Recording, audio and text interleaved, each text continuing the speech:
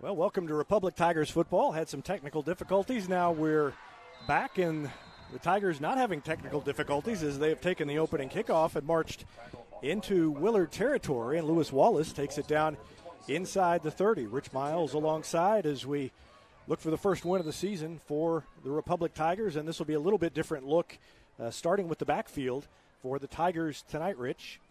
Yeah, they're going with a two-back set. Most of the time they'll have a back to each side of Lucas Hayes, and we get a touchdown. Well, there you go.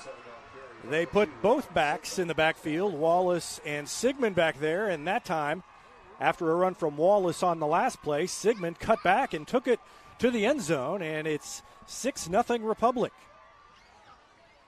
Yeah, that was a great drive. The Willard won the toss. They deferred to the second half, so Republic started off with the ball.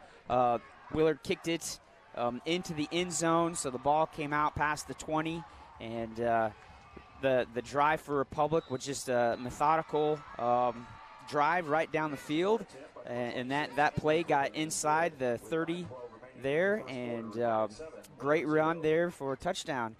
We haven't had too many opportunities where Republic has been the first team to score there, going back to, I think, the Branson game. It was the first game that we were able to score first, but there you go. But whatever the case, opening drive, good for Republic, looked great. It was a mixture of both run and pass on there. It was 9 plays, 80 yards, and it took about 2 minutes and 48 seconds. Of course, they scored first last week, and that didn't turn out so well at Joplin, right. But maybe this will be a little better. That was a little bit different because they sort of put it, you know, it was a kickoff return, and so they didn't drive it down this game. They just drove it down Willard's throat, and they lead 7-0, trying to spoil homecoming. I will say this, Willard gets bonus points for doing homecoming before the game started instead of at halftime, making us fill an extra 15 minutes while they march all their Queen candidates out there. Yes, but if I remember last time we were here, their halftime show is extremely long, where the band crept out onto the field. So maybe that's the reason why they do the coordination there before the game. Could be. That was a halftime show to remember. I will say that. High looping kick that is going to come down just inside the 30, and it's bobbled, but then Willard falls on it.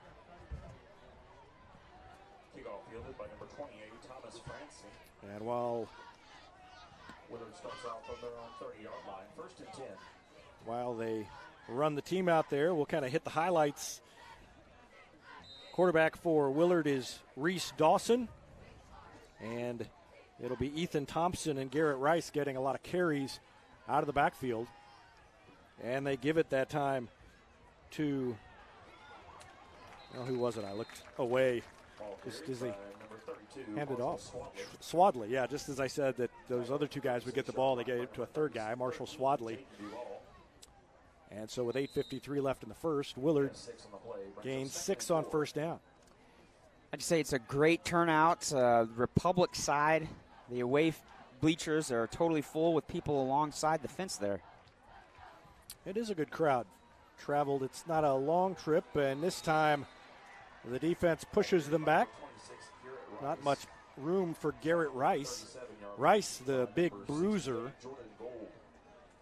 and Thompson will be the kid that kind of has the speed and the finesse, kind of a Wallace and Sigmund combo to a certain extent. One of them bigger, stronger, and one of them more elusive. Running off the right side of the line, they're going to get first down yardage, and that will be Garrett Rice. I think Nolan White, 23, came up for that tackle. If he didn't come in at the last second and kind of get a below-the-waist tackle there, that could have been a really big gain for Willard there. Both of these teams have been pretty strong defensively, low-scoring games for the most part. Both of them got blown out by similar scores by the Joplin Eagles. And Rice keeps it, takes it to the left side, and picks up 5 or 6 on first down. I couldn't tell if that was a direct snap or just a quick handoff, but he had it quick and went left. Yeah, and his backer that was to his left just went out there and kind of just acted as a fullback instead of a tailback, throwing a block there. Sometimes teams like to throw that in really quickly where it's just as soon as the QB gets it, he takes off to your left or right to keep the defense guessing.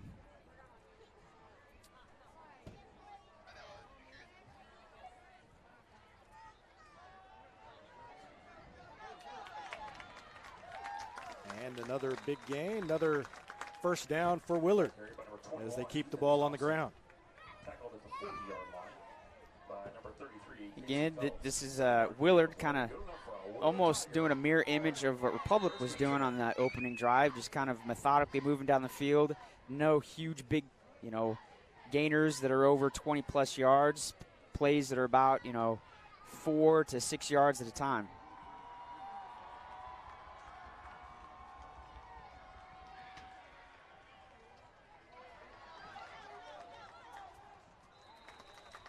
They run to their right. Jaden Duvall was there to get Swadley and bring him down. And I think Casey Peltz came in and Duvall, both of those guys came in on the tackle. Willard has traditionally been a kind of run-dominant team. They've never been a team that just spreads it out and likes to sling the ball. Always have a big line here, and they do again. And a direct snap. And running room, a spin move out inside the 25. As Garrett Rice picked up another big chunk of yardage. And so far, all three backs there, and whether it's the quarterback or the back to his left or the right, is kind of just spread the wealth there. They haven't been really dominant one direction or the other. They've been testing both sides, the left side and the right side. They've been going off tackle. They haven't really tried anything between the guards or anything like that. So Willard kind of staying conservative, but they don't need to do anything different because it's working. Send a man in motion and give it to him on the sweep, and he gets to the edge and takes it down inside the 5 before he is finally dragged down there. Holland was in on that play. Ethan Thompson, 5'9", 185, running back, a junior.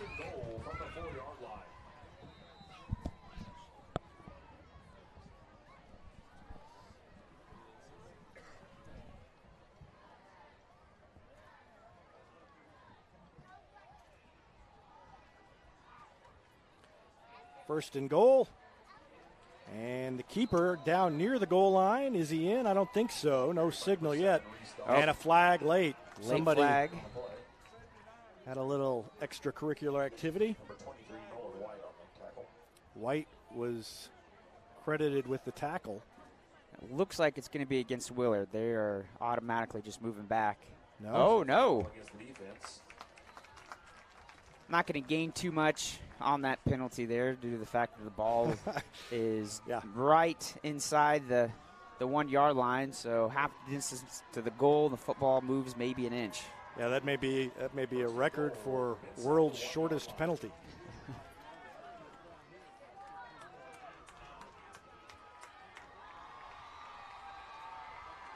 But it's first and goal now from inside the 1, and they muscle their way in. Touchdown, Willard.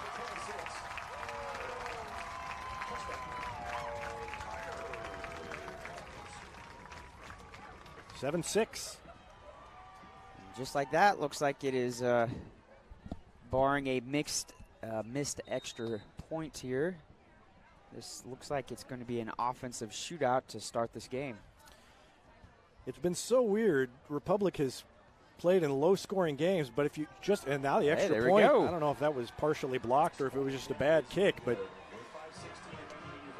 it's 7-6 Tigers as Willard misses the extra point. I was about to say it's been strange because the low-scoring games that Republic has been in, but if you took like the first 5 minutes of the game from every game, it would be, the equivalent of like 40 to 35 games every week. But then everything seems to quiet down. It does seem like you're exactly right. Most of the scoring's in the first quarter and third quarter, with second and fourth quarters being a little thin on the scoring.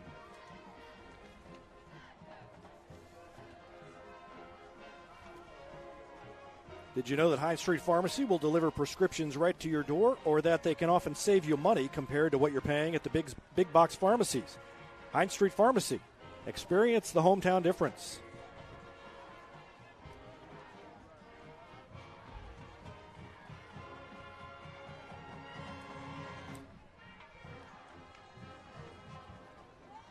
All right, Tiger fans, on your feet for the kickoff.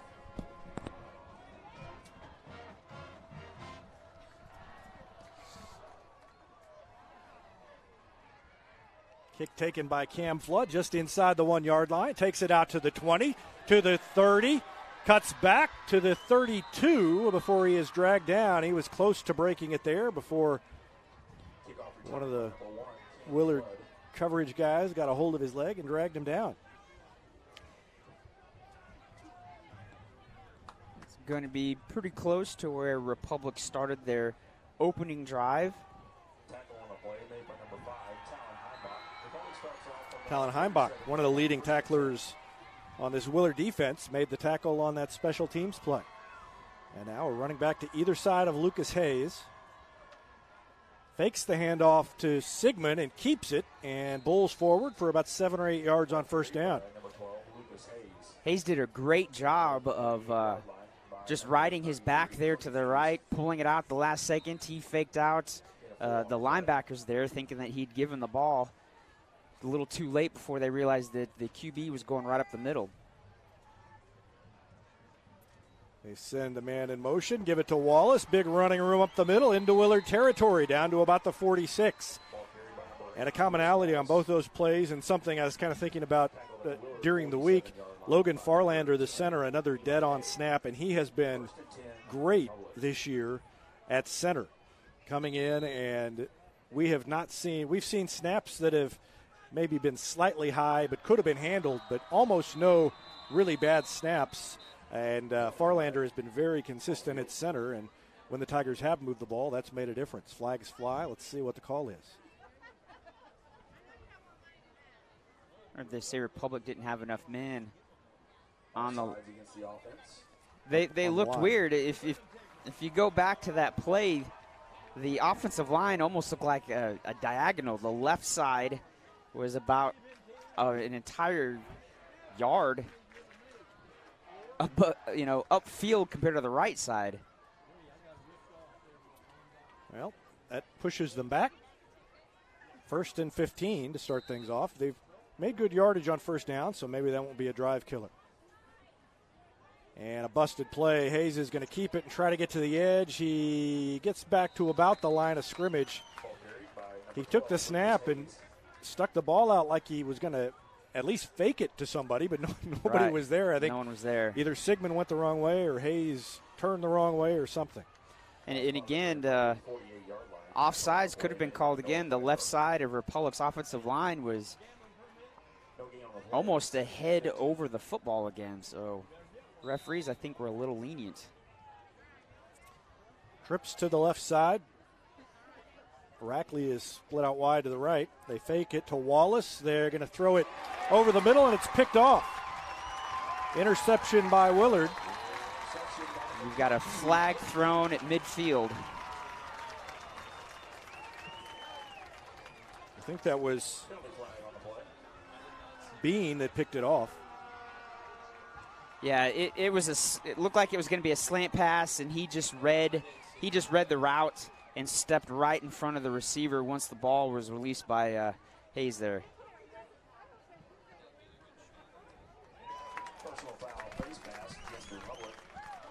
And then add insult to injury there. Not only do you throw a pick and allow him to run it back for about 15 yards, you get a face mask penalty on top of that. So that moves the ball even further down. So that is going to be marched down to the 30-yard line. So you give Willard a really short field on this interception. So let's see if the Tiger defense can stiffen up and stop Willard from putting it in the end zone here. They're on the 30. to start this drive. Only 30 yards to get to the end zone and take the lead. Republic leading 7-6. And a good gain on first down as they give it to Marshall Swadley. And the 1-2 punch here by Willard's backs, that's something that early here our defense is having a little bit of difficulty with. They're essentially kind of allowing them to get anywhere between 4 to 6 yards on every single running play, and eventually that's just going to keep getting first downs, and wear your defense down.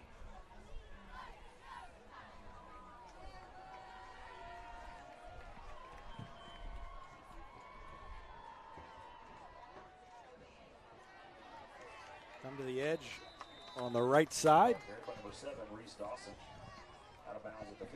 Enough for the first down for Dawson, the quarterback. Yeah. 6'4", kind of looking at here. I didn't realize just how tall he was until he kind of got in the mix. And he's at least a foot taller than just about everybody else on both sides of the field there. You don't come across too many QBs that are 6'4", 6'5".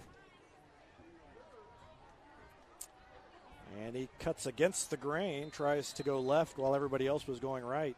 Not much running room over there. The Tiger defense stayed home. Did a good job there. That's something that they haven't done too much here in this first quarter, just creating a pile. So defensive line there did a great job of just not allowing the Willard offensive line to get a good push there. The QB had no running lane, and once he realized that he had nowhere to go, he just kind of ran into the back of the offensive line and allowed himself to get tackled. Direct snap there to the back there for Willard, Garrett Rice. So Willard likes to do that direct snap to one of the backs there. They kind of have has a similar look to Republic. You got the QB with two backs that are the same depth as him, one to the left, one to the right. And every once in a while, they'll just do a slight shift, and the center will direct snap it either to his left or to his right to one of the running backs, so there's no handoff.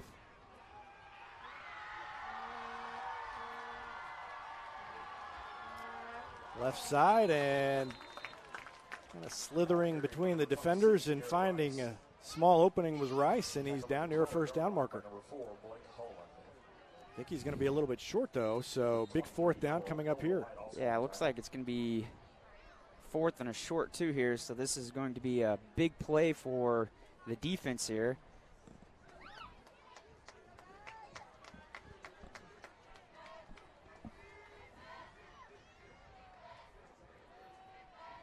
And they've got the first down, and into the end zone goes Garrett Rice. Just lowered the helmet and pounded his way in, and the Republic defense couldn't stop him, and Willard takes a 12-7 lead with 1:34 left in the first quarter. Garrett Rice looked very similar to the two running backs for Joplin last week, with the Republic defense having a difficult time in taking them down. Tackling high is not going to be able to cut it. This is going to be where you're going to have the textbook tackle where you lower your hips and take on a running back that is probably going to be much larger than most of our linebackers. Willard's going to go for two to even make this a touchdown lead. Hands it off, and I think it's going to be short. Yep, Tigers got the stop, so the lead stays at 5, 12-7. So the defense couldn't get the stop on fourth down, but they do on the two-point conversion. And it's a 5-point lead for Willard, 12-7, with 1:34 left in the first quarter.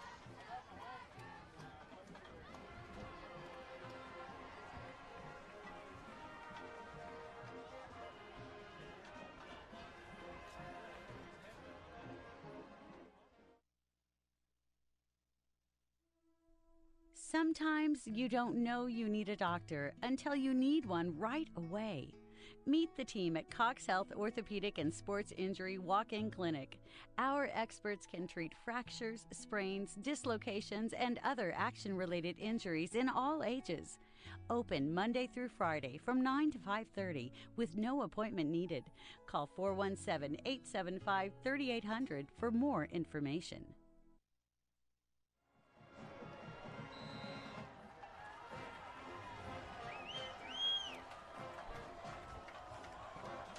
Kickoff coming up, and let's see what they do with it. They kick it short, taken on about the 20-yard line. And now a bad face mask. Here comes the flag. That was about as bad as a face mask can be, as Jackson Drennan was flipped around kind of sideways. Almost completely turned around by the face mask. Yeah, that's one of those face masks that everybody in the stands realize the flag's coming, and it's going to be difficult for anybody to argue against that, especially when the ball carrier's head kind of almost goes in the opposite direction of the body. There was no grumbling there by the Willard faithful when that flag came flying in. Anyways, with that, though, it sets up a short field for our offense. The ball going all the way down to about the 45-yard line. Tigers have about 55 yards to go to retake the lead, trailing by 5, 12-7.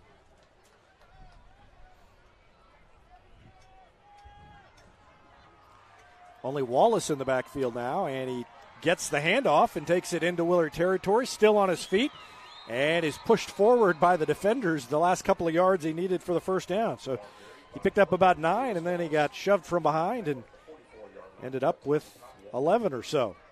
And that was a great run. He was not going down. There was contact there after he gained about 7, and he just kept driving his feet, and was able to get an additional 4 yards after he fell forward for the first down.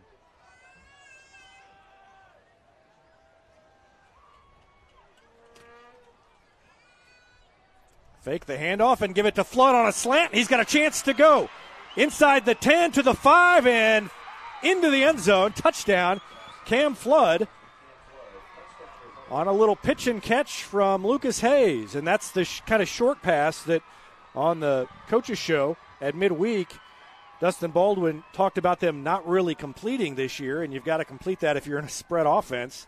And they did that time and picked up the touchdown.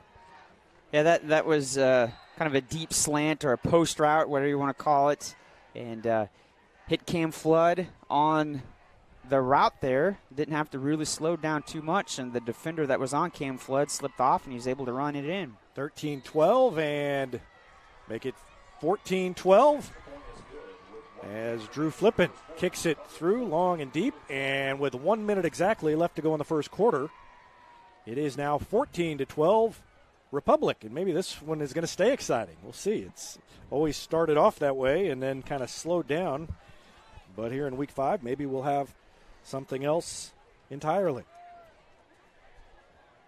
Yeah, we still have a minute left here in this first quarter. Both offenses have looked good.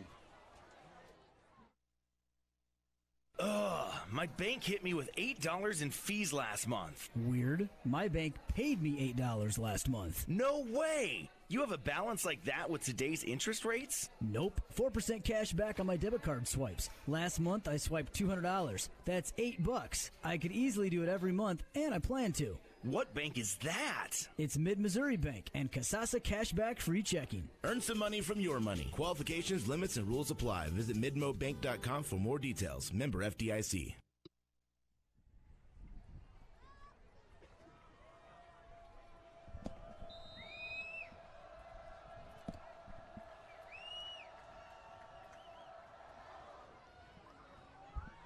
Kick is high and short and caught at the 30.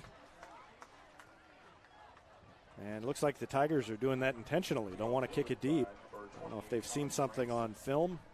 Dustin Baldwin didn't mention that at midweek, but both times they've kicked it high and short. That time Willard, no run back. It's a great opportunity here for our defense to hopefully make a stand here.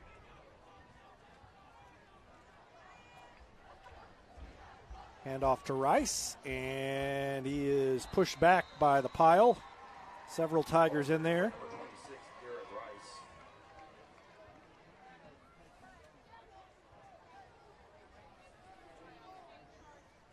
And that's the thing. Willard so far hasn't done anything fancy. They don't get in any crazy formations. They're not going to spread things out.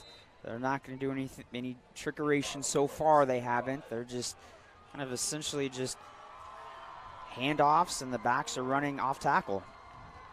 Gold made that last tackle, and Gold in there on this one as well from behind, but pickup of maybe 5 as Thompson. Peltz was in there, and he was the guy off the bottom of the pile. So pickup of 2, and it brings up a 3rd and 3. Big play here, an opportunity for that stand you were talking about from the Republic defense. I think we are going to be at the end of the first quarter. Yep. End of 1, and Republic leads at 14-12. We're going to take a break and be back with the second quarter after this. Hey now, Cracker Jack Shack, Cracker Jack Shack, we've got your back. Hey now, Cracker Jack Shack, custom t-shirts, polos and caps. Cracker Jack Shack, we've got your back. Cleaning and stitching, hey, that's our knack. Coffee mugs, pins, frisbees and more. Cracker Jack Shack, your promotional store. Creative ideas, and that's a fact. Always on time and right on track. Cracker Jack Shack, we've got your back. Cracker Jack Shack.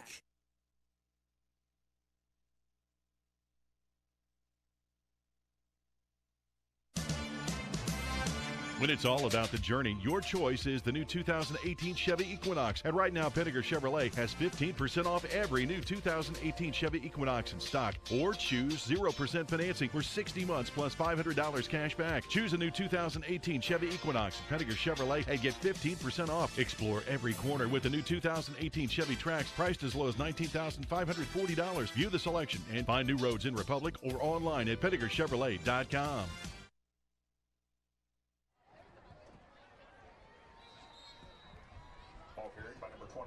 Second quarter gets underway, and a carry by Rice to start things off for Willard.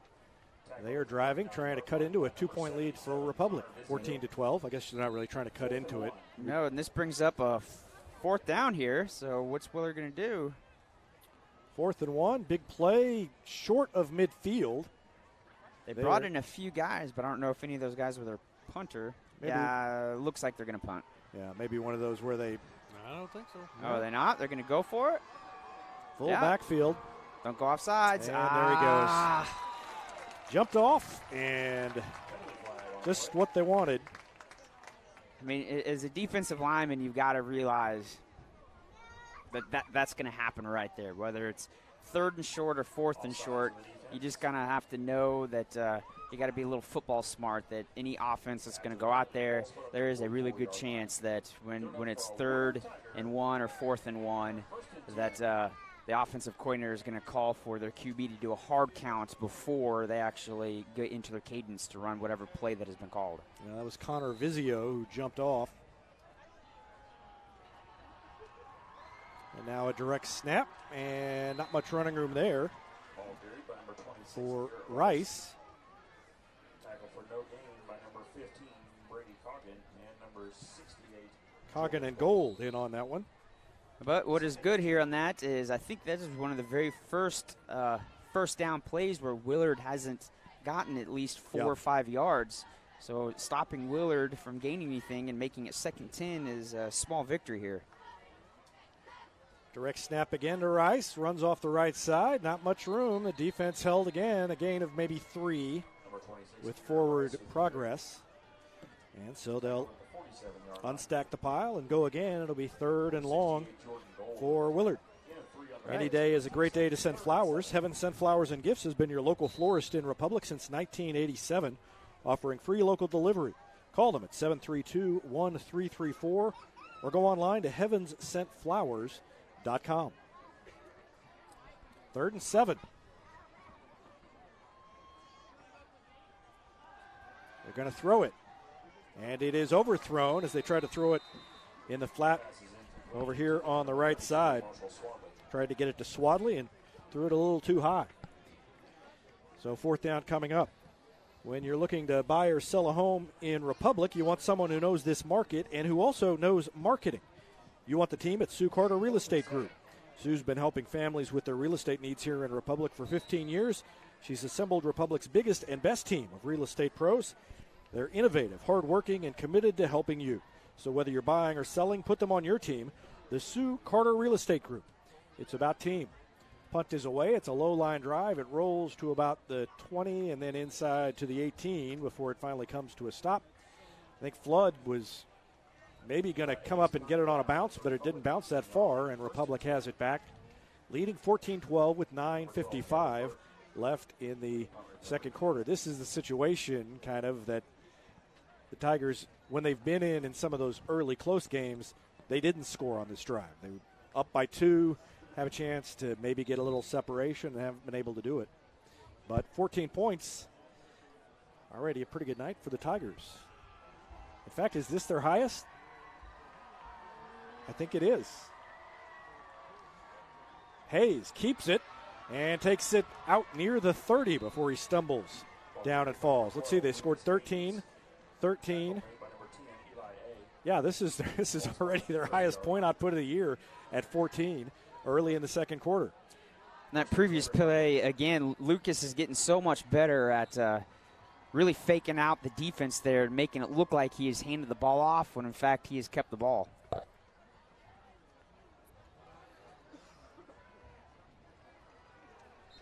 they take it out near the 35. Sigmund took it and tried to kind of cut back. Ran into a wall and couldn't go any further, but decent push by the offensive line. 9:23 left in the quarter. Yeah, and when you're able to get 5 yards on first down and set up a second medium, offense is obviously likes that, opens up the playbook a little bit. 3 wide receivers to the left, and a little bit of a fumble almost, but they get it to Wallace, and he carries it for first down territory. Official on the far sideline slipped and fell. The sidelines are super muddy, and I don't know if there was some kind of a freak.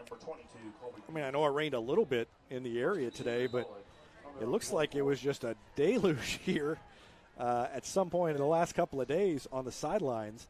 Both sidelines very slippery. And, in fact, as Flood leaps over a man, cuts back, spins, takes it near the 50. Could have been a face mask. It would have been an inadvertent if they did call it. Yeah, Cam Flood lining up on the left. He came in motion across Hayes' face. Perfect timing there on the snap. Just as Cam Flood is coming across, ball is snapped to Hayes. Hayes hands it off to Cam Flood. Cam Flood gets the ball in full run and picks up a good 4 yards. 2nd and 6. In fact, talking about the mud on the sideline, if you'd notice, Lucas Hayes, I don't know if he fell over backwards on the sideline or what. Wallace takes it into the secondary and rumbles down inside the 30, but there's a flag behind him. I think there's a flag. Yeah, there's a flag. It's right on the 50-yard line. All right, I saw one fly and then couldn't find it on the field. So that may be for not.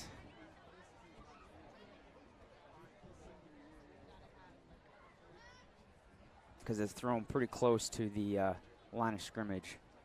Yep, illegal procedure, brings it back. So kind of penalty that has killed the Tigers all year. Does it again. I don't know if it'll kill the drive, but that hurts because they were knocking on the door there after that big run by Lewis Wallace.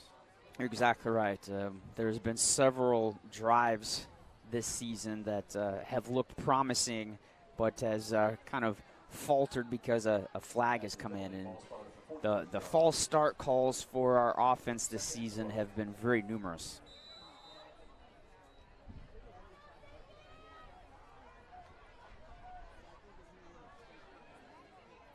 So 2nd down and 12. Sigmund in motion. They give it to Wallace. Wallace patiently picks his way forward. Takes it back to the original line of scrimmage before he's pushed back, so it'll be 3rd and 10.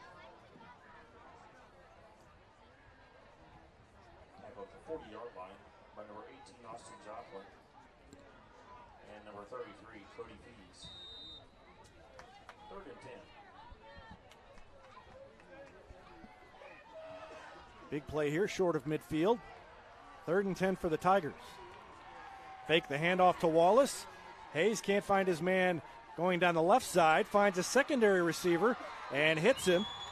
That's Jaden Duvall, and he's flung to the ground, but it's a first down for the Tigers. So another good short completion. Good camera work down there on the sideline by Tim Brazil. And I think if you were to look at that play, I think Cam Flood was Hayes' initial look, he looked to the left. The Willard defender was with Cam Flood, so he looked to his right and was able to find Duvall wide open on the right-hand side.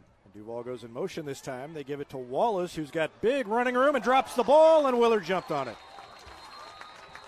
He had first down yardage and fumbled it.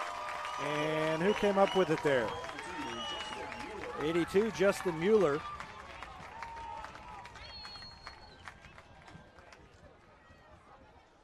can see right there at the very end of the play. And Mueller was right there to take advantage. Again, as a quarterbacks and running backs coach, one of the things that you teach at a young age is you always put two hands on the ball. And I'm pretty sure Wallace is being told that on the sideline as he goes off. And big play by Duvall in the backfield as he got back there and hit him for a loss. And Duvall just came screaming up the field, untouched. Duvall is really the only guy that's playing both ways. They have kind of made some adjustments this week and have, for the most part, got everybody. I think they're playing 23 guys. Yeah, for the most part. No, that's bad math. But not at once. Yeah, well, I mean, unless there's a penalty, I guess. Right. But they are two platooning. Yes, 20 guys, I guess that would be. That's. No, it'd be 21. You got 11 on one side, and then one guy 10, is going twice. Yeah, so right. There you go. How about if we just change subjects there so the people that are listening don't keep judging us? So yeah, well, don't ask me to figure yardage. It's gonna be whatever the case. Worse. This brings up a 3rd and long for Willard here. They haven't been in that position too many times. 3rd and 9. That means they've gained 1 yard so far. Because if you subtract 1 from 10, that's 9. Pass is long and intercepted by Hullen. Takes it into Willard territory, down near the 30 before he's dragged down. So Hullen, right place, right time, made the interception. Love that. And that takes the ball relatively close to where we fumbled it there. So it's almost like the offense just got a few play rest there. So anyways, whatever the case would be, the offense has got to capitalize here. Your defense has come up huge. They've given you the ball back in a short field. Ball goes back to where it was. It's like that whole sequence never happened, including my bad math. Wipes it completely out. 5:46 left to go in the second quarter. Hayes hands it off to Wallace. Wallace has no place to go, so he bounces off and comes to the right. Ended up picking up some yardage out of what looked like it was going to be a busted play. Yeah, no one for the left-hand side of Willard's defense was over there. Everybody had already committed, and once Wallace realized that he had no running room there in the running lane that he was supposed to go into, he just bounced it outside and was able to pick up what he could. Some huge yardage there. 2nd and 6. Give it to Sigmund. Sigmund makes one man miss, gets to the edge, cuts it back, takes it down near the 20 for a first down for the Tigers. So move the chains. Republic with 5:08 left trying to extend its 2-point lead. Again, this has been a just back and forth game. Both offenses have done a good job. Both offenses have mostly kept the ball on the ground. They have both thrown interceptions.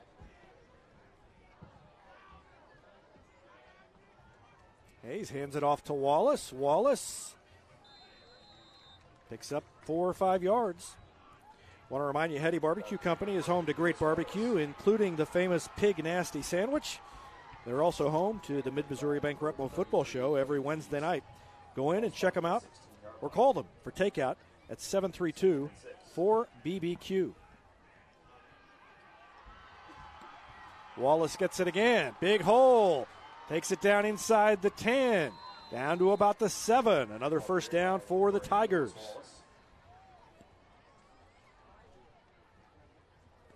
Again, when Wallace gets the ball, it is very difficult to take him down. He just kind of bounces off defenders. It's been like that all season since he's been in. A lot of times defenders try to come up and tackle him high, and he just kind of bounces right off him or runs over him. Wallace again. Good block by Sigmund in front of him. Helmet comes off of Wallace. And a late flag.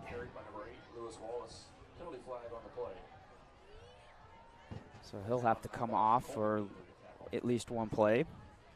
Yep, so he runs off. Let's see what the flag is. Personal foul, face mask. So no wonder the helmet flew off. That's the second personal foul face mask against Willard in this one. And so that'll take him down even closer and bring up a 1st and goal for the Tigers.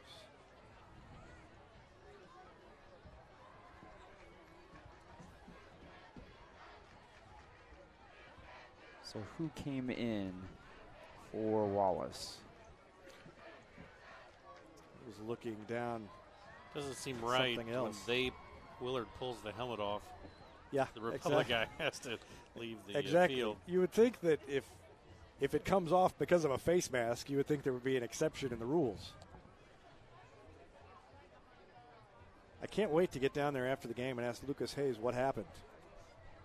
The play caked in mud. The play clock is down to about 5, and no play has been called. So I think Coach Baldwin's going to call a timeout.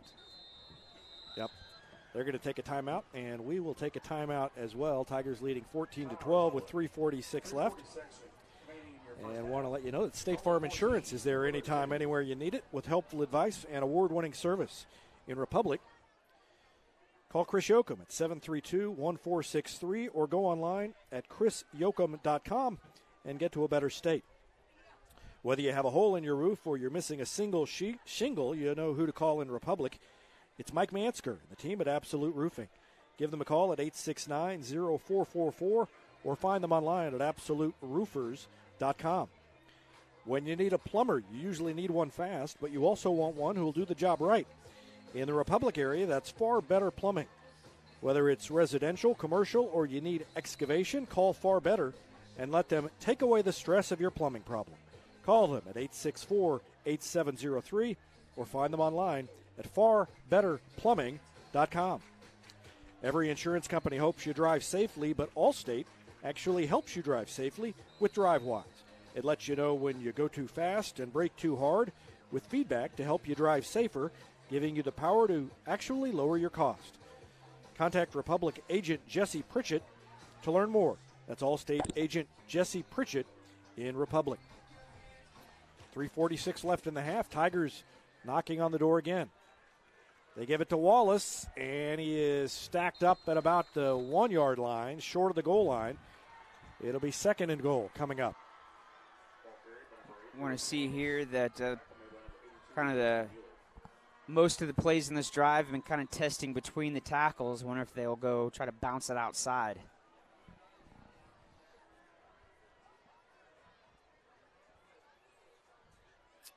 Spin and touchdown. All right. 3:17 left. And Riley Sigmund gets the touchdown for the Tigers. 3:17 remaining in the half, and it is 20-12. And I believe that is the biggest lead that Republic has had all year. I mean, considering they haven't scored more than 13, I don't think they were ever up by that much in either of the early games when they did have the lead. Might have led by 8. If they tack this on, I'm pretty sure it would be the most. Extra point's good, but we've got a whistle before. Somebody moved, but I was kind of in the corner of my vision through my binoculars, and I'm not sure if it was offsides by a few yards. Quite a lot. So flipping's been so good. Do you kick it, or if you're that close and you've run the ball well, maybe you try and punch it in from 2? Let's take a poll. I say go for 2. I say kick it. And I might point out the extra point kicks, at the start of the year, they were just getting over the bar. I mean, they are very nice kicks tonight. Yeah, he's gotten better. Flipping, and, we talked about early, he hadn't really done this before. And another flag. I think they were offsides again. That one's good, but the flag came in later. So here's my question. If it comes in that late, do you have the opportunity to decline it? I thought they could decline it the first time, or they just tacked it on the kickoff. Oh, no. No, it's against Republic. What was that? Blocking low, I think? Yeah, it was a chop block. How do you do that on an extra point? Interesting. So that's going to back them way up.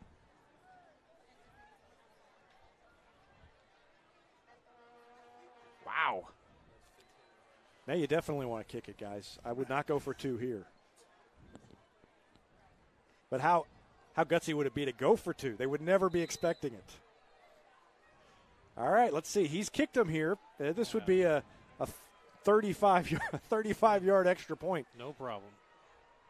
Would probably come close. I mean, this has got to at least, you would think, tie. And he still gets a record. He boomed it through and had plenty to spare. No problem. Drew Flippin.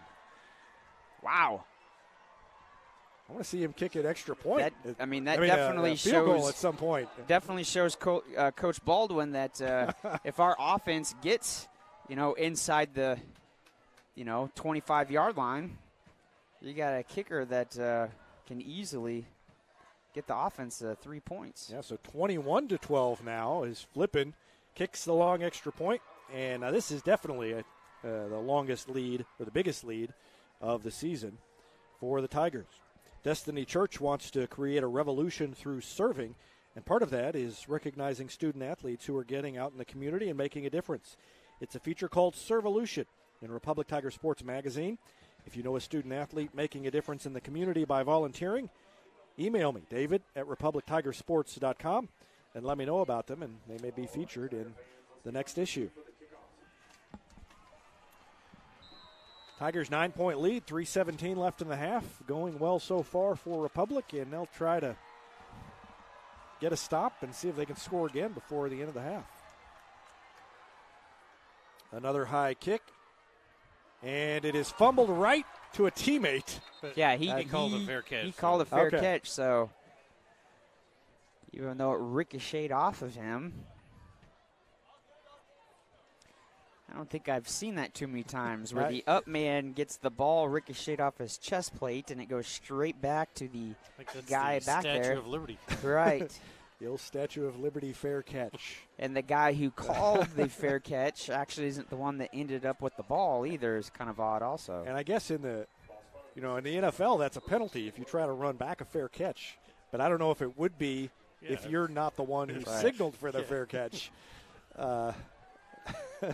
Little wrinkle. Naughty problems of football. That's right.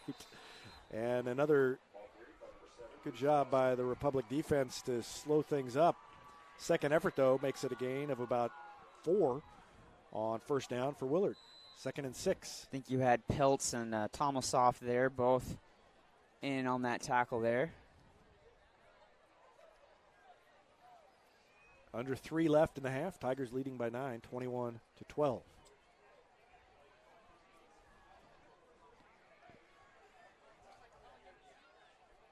Reese Dawson throws it over here in the flat on a little screen and up the sideline, out beyond the 30-yard line.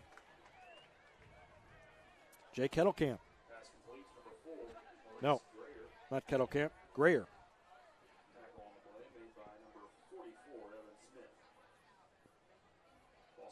That was it number 1 who caught that? That was 4. Number 4. Oh. Evan Smith over there to make the tackle. Smith has had a nice year defensively. Yes. Been involved in a few turnovers, some big stops. And a quarterback keeper out past the 40. Thought for a moment he had fumbled, but it was like a towel that fell off. Thought the ball was on the ground, but no. And he's brought down at the 47. Tomasoff there to make the hit.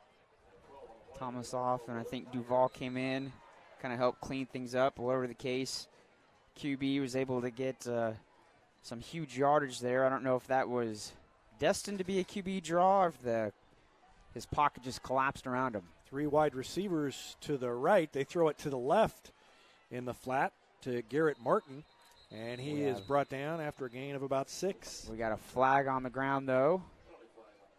I think it might be on the offense, just where the flag was thrown. 2:03 left in the half.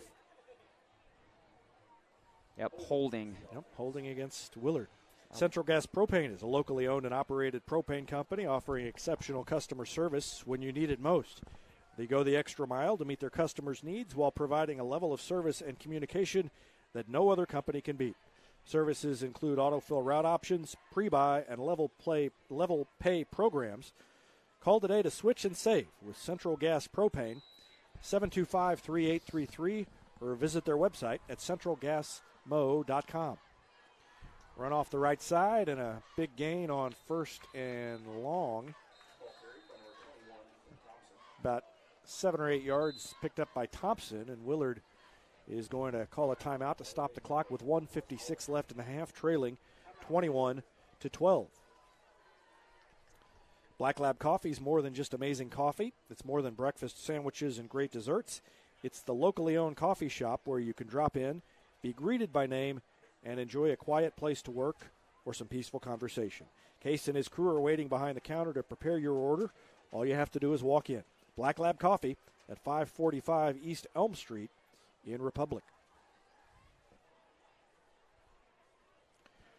Farmers Insurance has been providing quality, affordable insurance since 1928. In Republic, Farmers Agent Nathan Dixon has a game plan for all your insurance needs. And teachers ask about Farmers Education Discount. That's Farmers Agent Nathan Dixon. Call him at 732-2900. And it's easier than ever to get your Rocco's Pizza Fix. Place your order on their website at roccositaliankitchen.net or call them with one tap inside the Republic Tiger Sports mobile app. And now they're serving homemade ice cream made on site. Rocco's Italian Kitchen. Pizza, pasta, perfection. Going to throw it. They do. And it is caught. A leaping grab made over here on the near sideline by Ethan Thompson, and he almost got away. Defense kind of gave up and thought he was tackled, and that was Smith and Jacob Cody were over there to make the to make the tackle, but it's a first down for Willard. So the rest of the defense, I think, thought that those two had it under control and kind of stopped pursuing and almost got loose. Another passing down for Willard. Under pressure, flushed out of the pocket, and overthrows his man over here on the near sideline. Intended for Rice. Yeah, Willard's QB had to get rid of that really quick. Peltz came flying in from the linebacker position, and he just made a beeline drive once he saw the QB was going to roll out to his left there. I think the QB had to throw that ball, not exactly the timing that he wanted. So second down at 10 with 1:33 left in the half. Tigers leading by 9.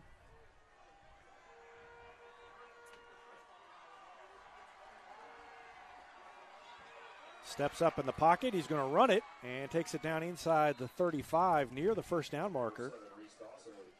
Dawson just kept it. Didn't find anybody open. Good coverage by the Republic defense. Yeah, I think even though there was a couple of Republic defenders there, I think the one that initially brought him down was Tomasoff. Yep, Vizio, I think, was in there too to kind of clean up. 1:04 left. 3rd and 3 for Willard. And a first down picked up by Ethan Thompson, and with 53 seconds left, they will move the chains down to the 30-yard line.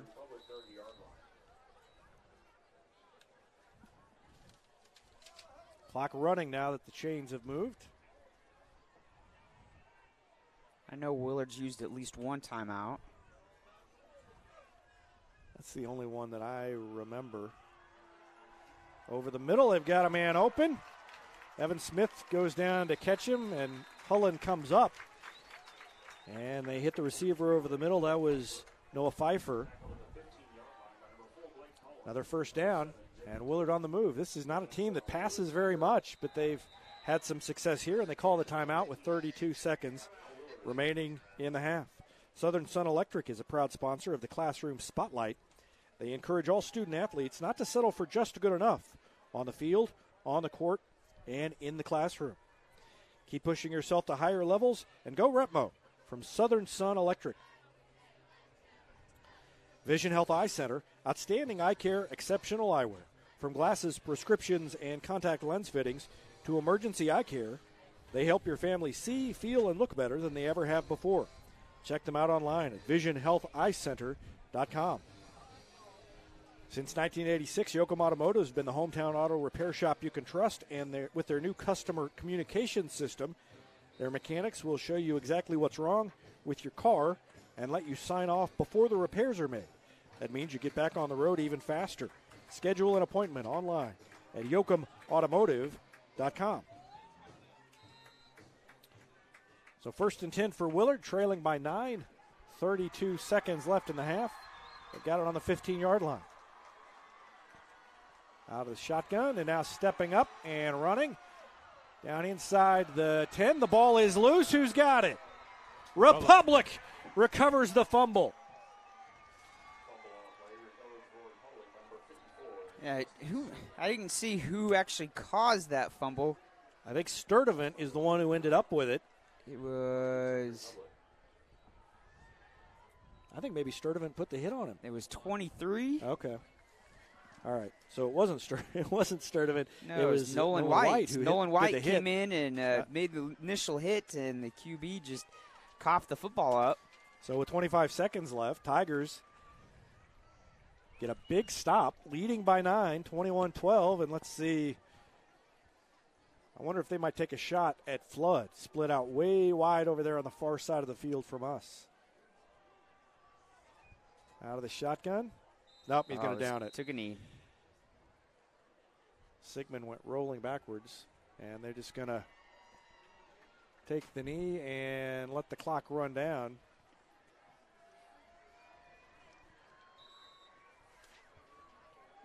Down to 8 seconds left. They get back there. They don't have to snap it.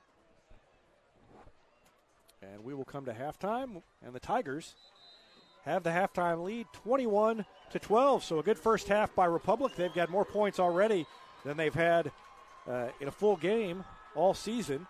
And we'll see what they can do in the second half, see if they can hold on and spoil homecoming here in Willard. Yeah, so far it has been a little bit of everything. Our offense has been pretty balanced. We've ran the ball with some success. We've thrown the ball with some success. There's just been a couple times where we've kind of shot ourselves in the foot. There really hasn't been too many drives that I can think of where Willard's defense just shut down our offense and just made us punt. It was a fumble, an interception, and a penalty kind of ended some of our drives. All right, we're going to take a break and be back with our Gold Medal Gyms halftime show after this timeout. Gold Medal Gyms is where Republic athletes build a foundation for future success. Whether it's gymnastics, cheerleading, or tumbling, young athletes learn skills that prepare them to take on virtually any sport they choose. Sign up for your free trial at their gorgeous new facility at Highway 60 and Highway M by going to goldmedalgyms.com. Gold Medal Gyms, raising the bar for Republic athletics.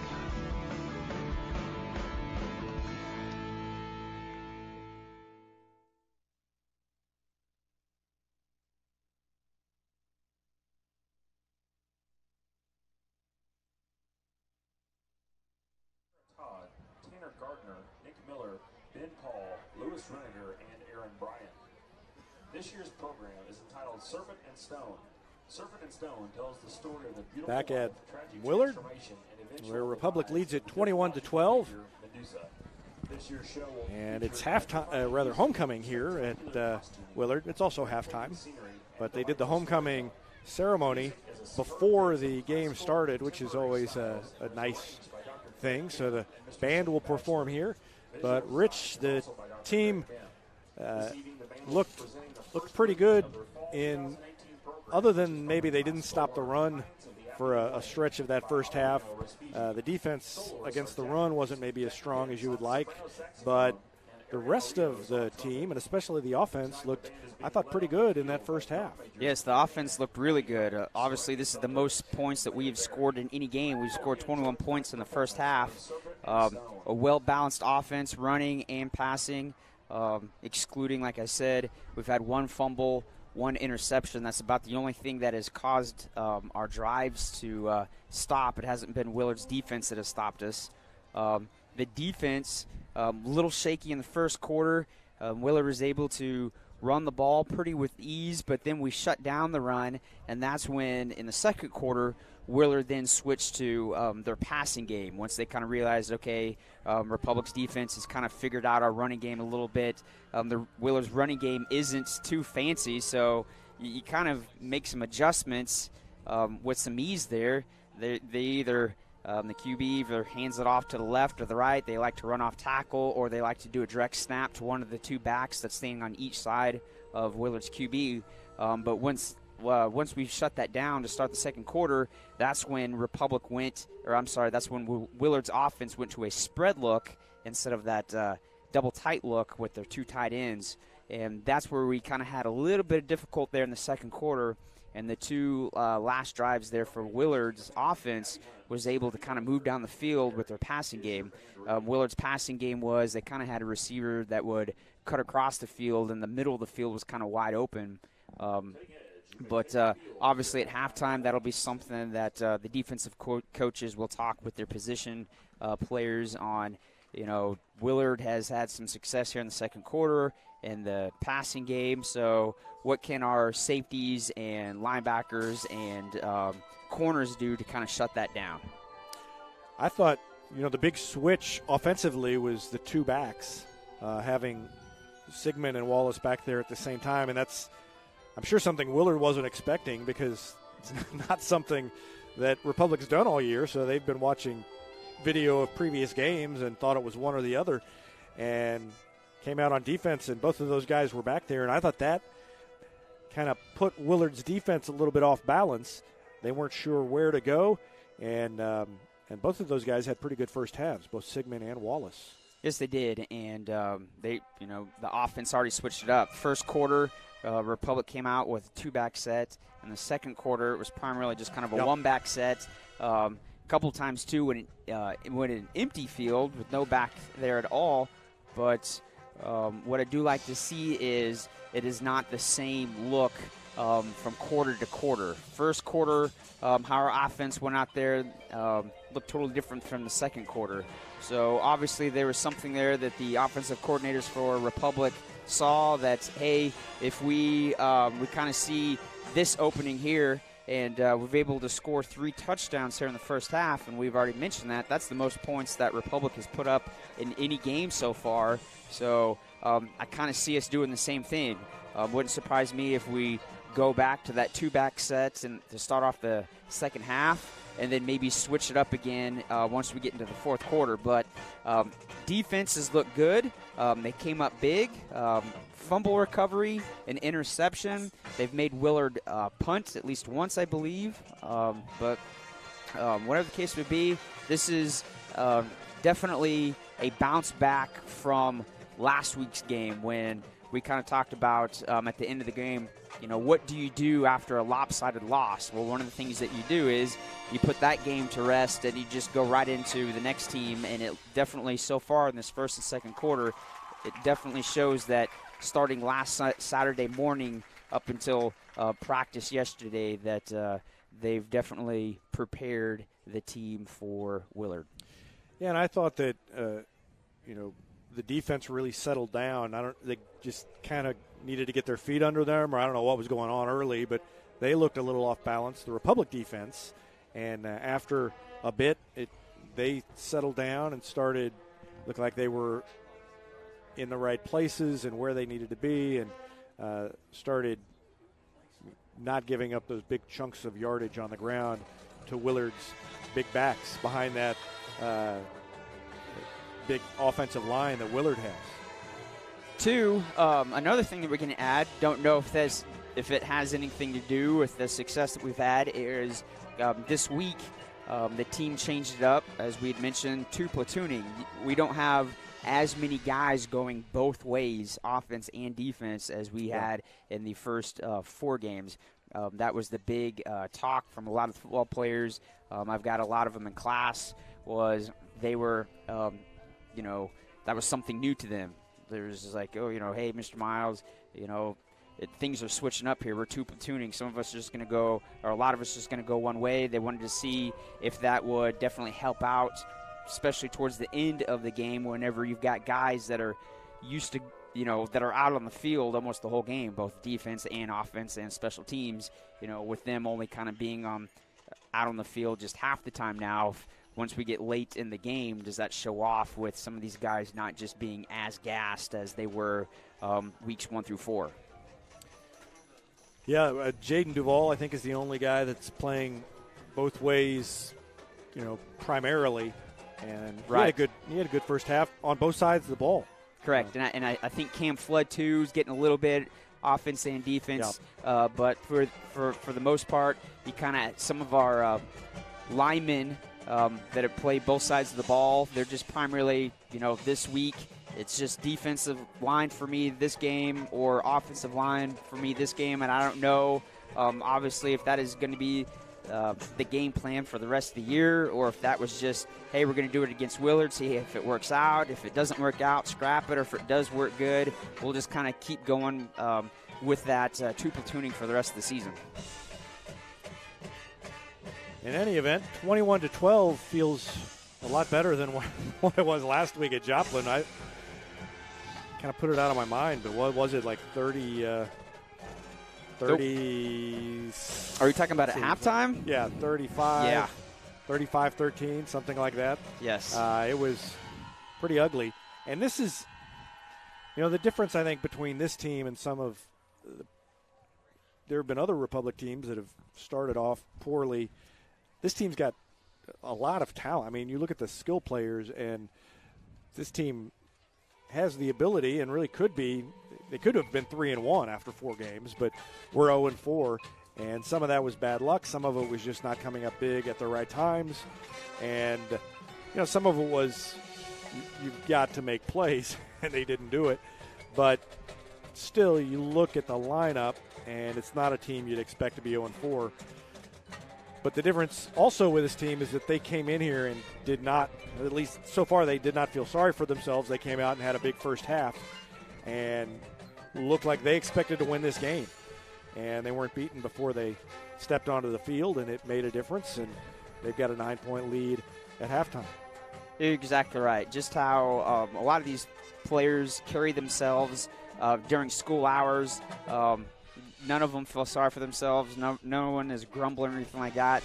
They understand where they are. They're realistic. They understand why they're 0-4 right now, that there could have been things here and there that make the season differently, but they're still out there giving 100%. If you ever stop by practice at all, anybody who drives by, I mean, practice is going 100%. Everybody's in there. Everybody seems excited, and just how they've carried themselves here in the first half, people are still flying around. And obviously when you're up 21-12 compared to, 35-13 compared to last week, obviously the emotions and how people, run around the field is going to be totally different. But definitely like what we see here so far. Hopefully we can keep this momentum going in the second half. Tim Barnes working on stats, and before we get to those, we want to remind you that we've got a touchdown for your family budget. Combine your home and auto insurance and save money with State Farm agent Sarah Rader. Call her at 732-1414 or find her online at sarahrader.com. That's State Farm agent Sarah Rader at 732-1414. Whether you're moving out or you just can't live with that dirty carpet one more day, call Floor Gypsy. From floor to ceiling, wall to wall, and everything in between, they get it clean. Floor Gypsy will take care of your carpets, stone tile, and grout, and they do commercial and residential cleanings. They're locally owned and operated by a father and son team, and they're proud supporters of Republic Tiger Sports. Call them at 425-7798. Floor Gypsy, they see clean in your future. And Gold Medal Gyms is where Republic athletes build a foundation for future success. Whether it's gymnastics, cheerleading, or tumbling, young athletes learn skills that prepare them to take on virtually any sport they choose. Sign up for your free trial at their gorgeous new facility at Highway 60 and Highway M. Gold Medal Gyms, raising the bar for Republic athletics. And thanks again to Gold Medal Gyms for sponsoring our halftime show. And speaking of our halftime show, we've got halftime statistics from statistician extraordinaire Tim Barnes. Oh, thank you, David. You're welcome. This was Lucas Hayes' best half of the year, I believe. 4 out of 5 passing, 75 yards, 1 touchdown, 1 interception. He also rushed the ball 5 times for 14 yards. Riley Sigmund, 6 rushes, 61 yards, 2 touchdowns. Lewis Wallace, 12 carries, 80 yards. And then Cam Flood had 1 reception for 44 yards and a touchdown. Jaden Duvall had 3 catches, 31 yards. For Willard, Reese Dawson, 3 out of 6, 42 yards and 1 interception. And Garrett Rice led them in rushing, 12 carries, 55 yards. Total yards for Republic, 233, and for Willard, 198. So rushing yards were pretty even between the teams, almost exactly the same. 158 for Republic and 156 for Willard, but the passing game is what made the difference. Willard dance team is out on the field performing, and band has finished up its performance. There was a young man down at the bottom of the bleachers. I guess Project Graduation here is having a 50-50 drawing, and he was holding up a sign, and it said Project Graduation 50-50. I thought it said, from a distance, I thought it said Project Graduation so-so. It was just mediocre. Not very enthusiastic, but I guess they're still trying to raise money for it. And I got the binoculars, realized it was 50-50. What is, I'd like to throw this in here. I've gotten, people have kind of thrown this out throughout the week, and just got another text from another person that said that they've been streaming the game live, not on their phones or tablets, but doing it on their television set. So word's getting out, and people are starting to realize, I can watch this on my TV. So more people back home in the Republic area are starting to watch it in their living rooms like they would a college or NFL game. And the feedback on that has been great for people to be able to just kind of sit on their couch and watch the game like they would a Saturday or Sunday afternoon. It's like, ESPN, there's college football like every night of the week anyway, so we're competing with college football. But yes. In Republic, I'm sure that there are more people watching us. There is a college football game on ESPN this evening. So what I'm saying is we are competing. We are competing with ESPN is what I'm getting at here. So if anybody's watching us, they've turned channels over to ESPN now. Thanks a lot, Rich. No, you're right. It's a late game. It's a West Coast game, so. I have to say I was – who cares about this other than us? But, I was not really expecting as many people to watch it as have been watching it. I just I was still thinking I'm not as young as you, Rich, but Tim and I remember back when video on the Internet was like a postage stamp-sized square, and even that was kind of laggy. So, watching it on TV is really something for us. You don't remember that. You're young. I am young. I keep telling myself that. Well, I don't know what the plan is for halftime, but Willard always has the longest halftimes. Thank goodness they didn't do homecoming at the during the halftime break, because put a lot of time on the clock. Let's go over those stats again. I want to think about them in more detail. And you look at Sigmund and Wallace, and they've combined for 141 rushing yards. I'm a little surprised that Lucas Hayes only has 14. Seemed like he ran for more than that. He did take a -5 on that last kneel down. Yeah, I guess. Talk to him about that. Yeah, maybe take a step forward before you kneel. That's true. It's something you got to learn as you go on. But even if he had 19, it felt to me like he had more than that. But I guess he was passing the ball pretty well. 4 of 5. Really, the completion percentage has been the thing that's killed him as much as anything. And so to be able to complete 4 of 5, and I mentioned earlier, Dustin Baldwin in our midweek show said that it's that short pass that has been one of the problems for the offense, because when you're in the spread like this, it's just really tough to move the ball consistently. If you got a 3rd and 3 and you've got to run it, you can't complete a 4-yard pass to pick up the first down. That really hampers your ability to move the ball.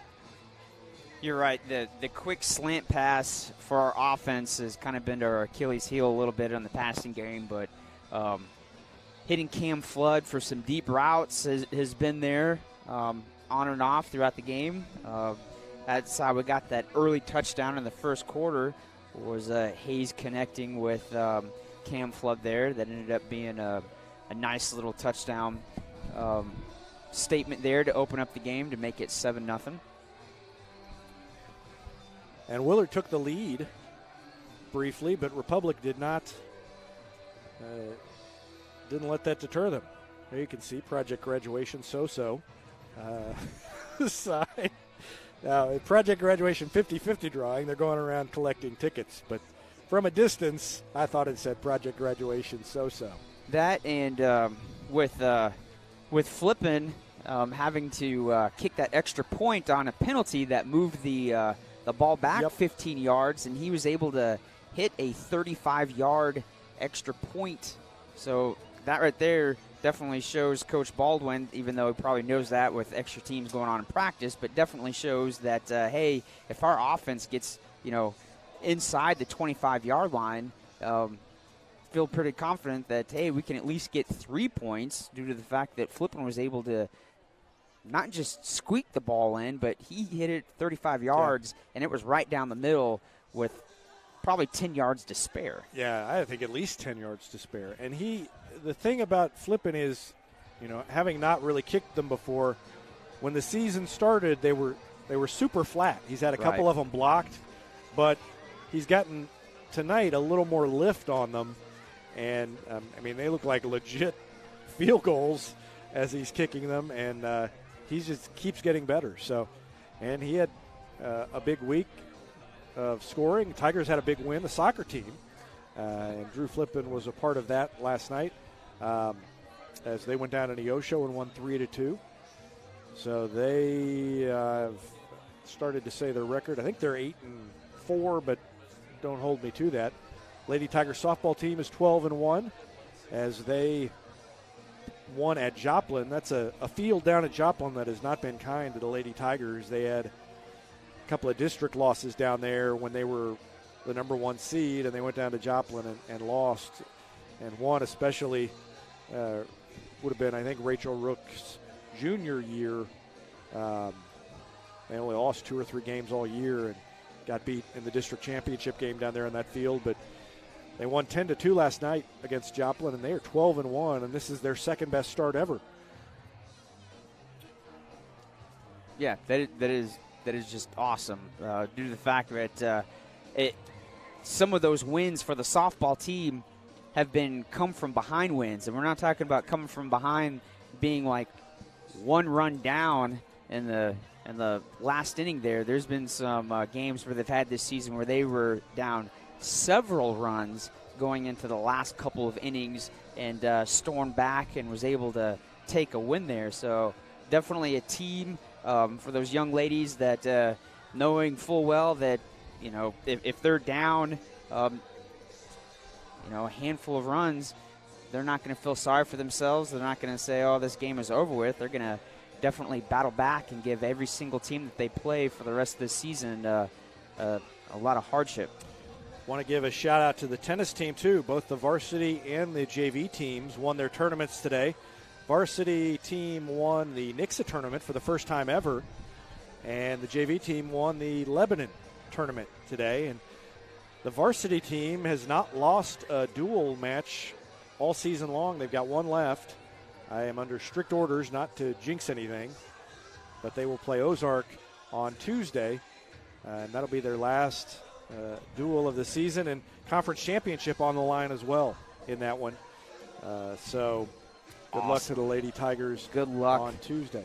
Definitely. For those of you who've listened the past couple years know my feeling towards Ozark. So it does not make a bit of difference what sport it is. if we can beat Ozark, and I'm using kind words there, that is always a nice thing.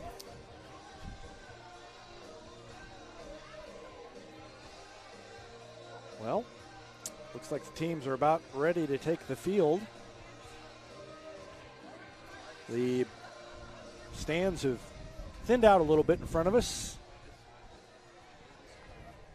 Probably some of the younger folk that are probably going off to get ready for homecoming.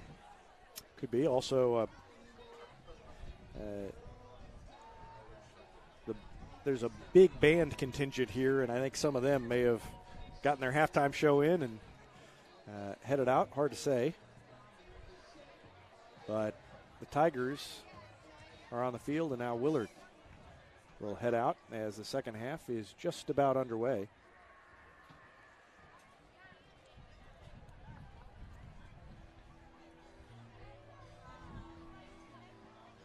So yeah, that Willard won the toss to start the game off, but deferred to the second half. Tiger defense would be well served to stop them and maybe set up a short field for the offense. It would be nice to lead by more than 9, but just even a 2-score lead. This is the first time all year that Republic has led by 2 scores. It'll take a couple of possessions for Willard to take the lead if they do. You're right. Excluding last week's loss to Joplin, the games have been extremely close. The weeks 1, 2, and 3 were all losses less than a touchdown. So we're just about ready to go. Flippin's got it teed up. And he'll kick it off. Kicking into the wind, and the wind has picked up a little bit. It really wasn't blowing in as much, blowing in through the window here. And a sliding catch, kind of a weird play there as Swadley and Evan Hancock were both going for it.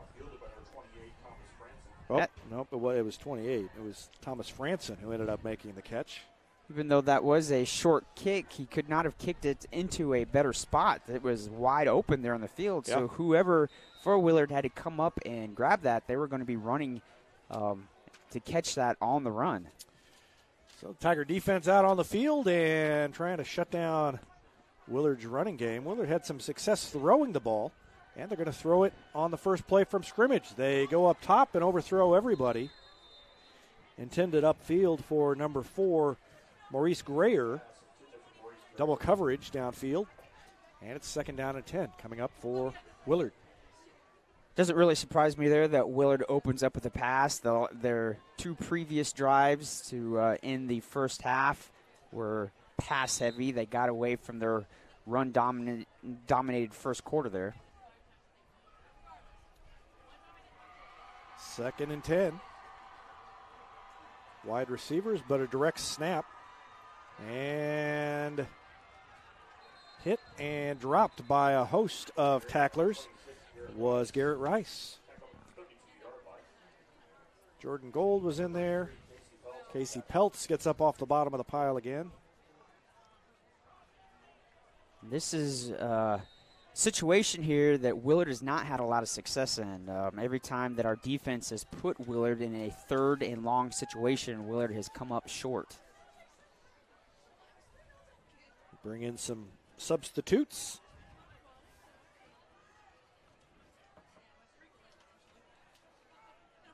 Let's see what Empty Brock Roten backfield. has up his sleeve. Yep. And a whistle. What do we got? Didn't look like everybody was in the correct spot for Willard. I think the Willard coach called a timeout. Yes, he did.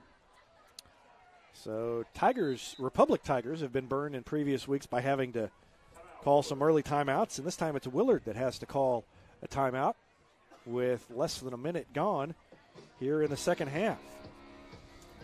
Did you know that Heinz Street Pharmacy will deliver prescriptions right to your door, or that they can often save you money compared to what you're paying at the big box pharmacies? Heinz Street Pharmacy. Experience the hometown difference.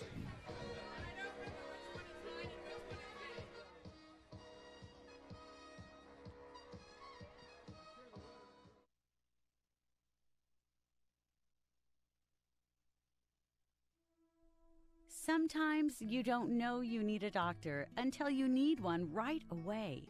Meet the team at Cox Health Orthopedic and Sports Injury Walk-In Clinic.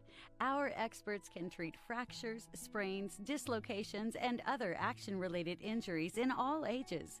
Open Monday through Friday from 9 to 5:30 with no appointment needed. Call 417-875-3800 for more information.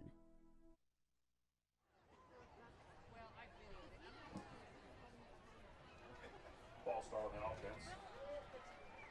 Well, after the timeout, Willard commits penalty anyway. Right. Willard still didn't get their stuff situated after that timeout. Brock Roten, talk about wasting a timeout. Not only is it wasting it to have to call it at all, but then you end up getting the 5-yard penalty that would have been pretty much what you were trying to avoid in the first place. So now it's third, and I don't know how it's third and 14 on the scoreboard. I don't know how it would be third and 14. It was third and 10 before. They throw it in the flat. It's bobbled, picked up, and running room, and near a first down, but I think a little bit short. Yeah, he's going to be about a yard short. Maurice Grayer, and they're not great field position. I assume they're going to punt it, but yeah, I don't know. Well, we thought that one time, and on a 4th and short, and Willard's offense came out on a hard count and drew off our D-line to get that easy first down. Kyle Bauer rushing out there to get out, see if the Tigers can avoid jumping off. They don't, and it's a first down. And still not going down, and still no whistle, and finally gang tackle. Oh, man. But they're going to say. He ran backwards, yeah. Yep, he went backwards and lost the forward progress, and let's see where they put the ball. He had the first down, and instead of just going down. Now they're going to be short. Yep, he went the wrong way. I would be a little upset if I were Willard, though. Yeah, Brock Roten is pulled back. hot. I think what the official is saying is that he was pulled back, but then he kind of. I don't know. I understand what Coach Roten for Willard is saying. His forward progress, he crossed the line, but the referee over there. Yeah, they're short. They're not even close, really. Yeah. Wow. So the Tigers get a break awesome. and get a stop. Usually that's the type of calls that goes against us. So glad to see for once we get a call that goes our way. Yeah, if he'd have just gone down, he had the first down. But, I mean, you can't really blame him for second effort. But that's a killer. And so the Republic Tigers take over with 10:01 left to go in the third quarter.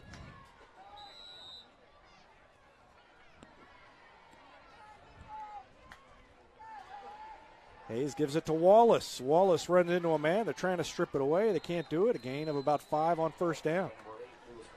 And what I love to see is most of the time when Wallace gets the ball, he is just hitting the line of scrimmage really hard and is able to catch 4 or 5 yards. But we have a Republic player down on the ground. I can't see who that is. I think it's Wallace. Is that Wallace?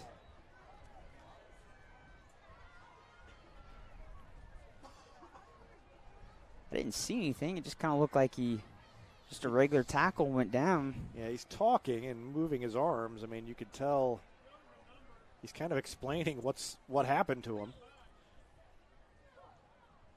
He's moving his legs, moving his arms, and they're going to help him up. He just got the wind knocked out of him.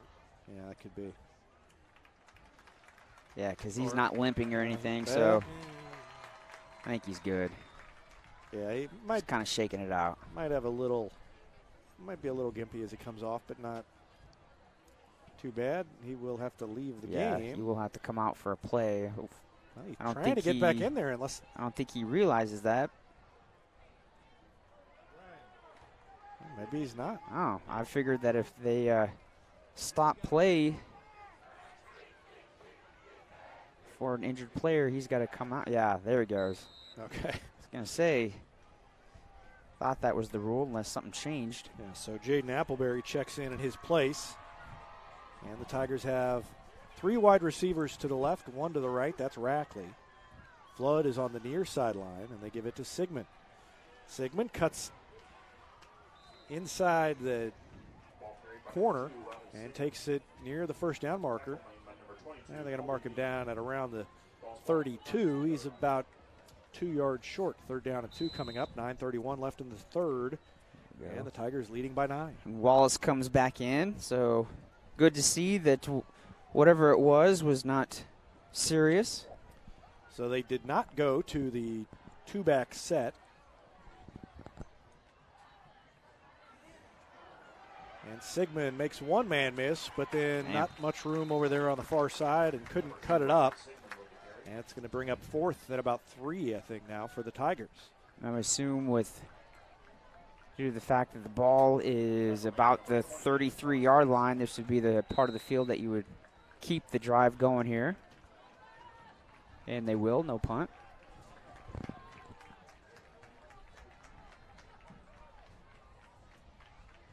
Sigmund in motion. They're going to throw it, and they hit Duval, and he's got a first down. And that is exactly the kind of pass that Dustin Baldwin talked about that they need to start completing, and they do it. Yeah, I think that was just a little curl route for Duval. Yep, ran about 5 or 6 yards, curled inside, and was wide open. Sigmund in motion. Flag comes in from behind. Those have been some drive killers for us this year. When things look like they're kind of move along, and we kind of string a couple of first downs together, we get a penalty, and it's been really hard for us to overcome those.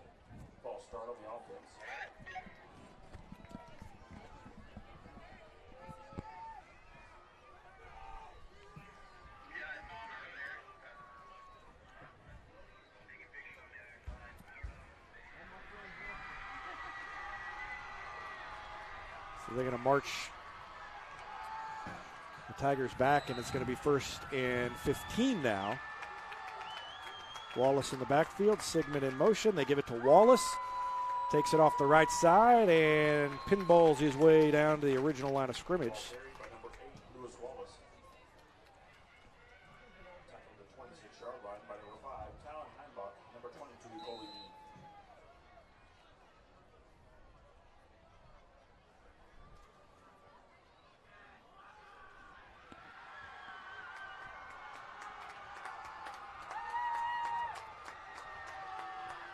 Call him just short of the original line of scrimmage. It's 2nd and 11 and another flag. I think they have two men moving. I think Sigmund started to move forward before the ball was snapped. So you had the guy going in motion, and then Sigmund kind of rocking forward at the same time just as the ball was snapped. So again, that has been called numerous times throughout this season, having two guys going in motion before the ball is snapped.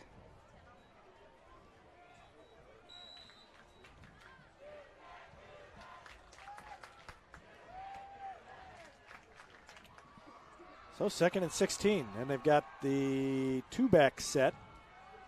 Both those guys back there now, and they give it to Sigmund. He'll run behind Wallace. Bounces off one man, hangs on to the ball with both hands as he's brought down. Gain of about 4 or 5. It'll be 3rd and long for the Tigers.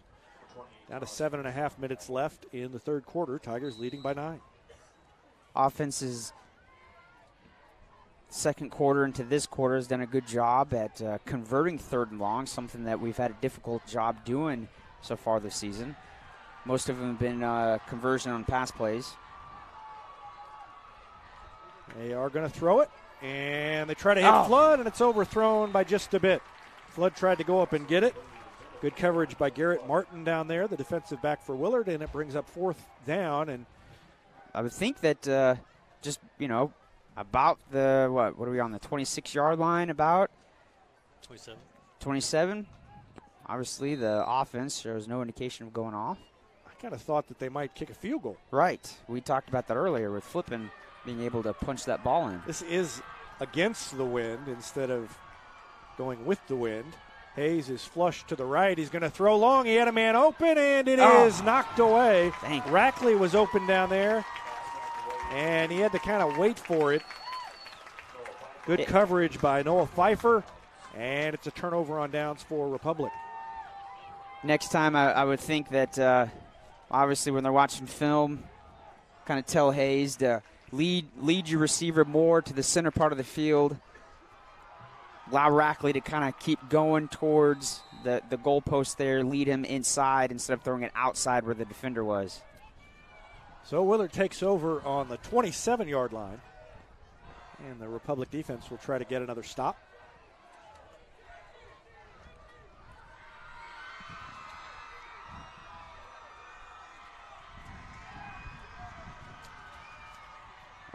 Again, Willard doesn't have a player out there. He just had to come off sides. That is back-to-back time where Willard's had to start a play with not enough guys out. And nowhere to go for Garrett Rice. Tiger defense is there to push him back. Bauer was in there. So was Nolan White.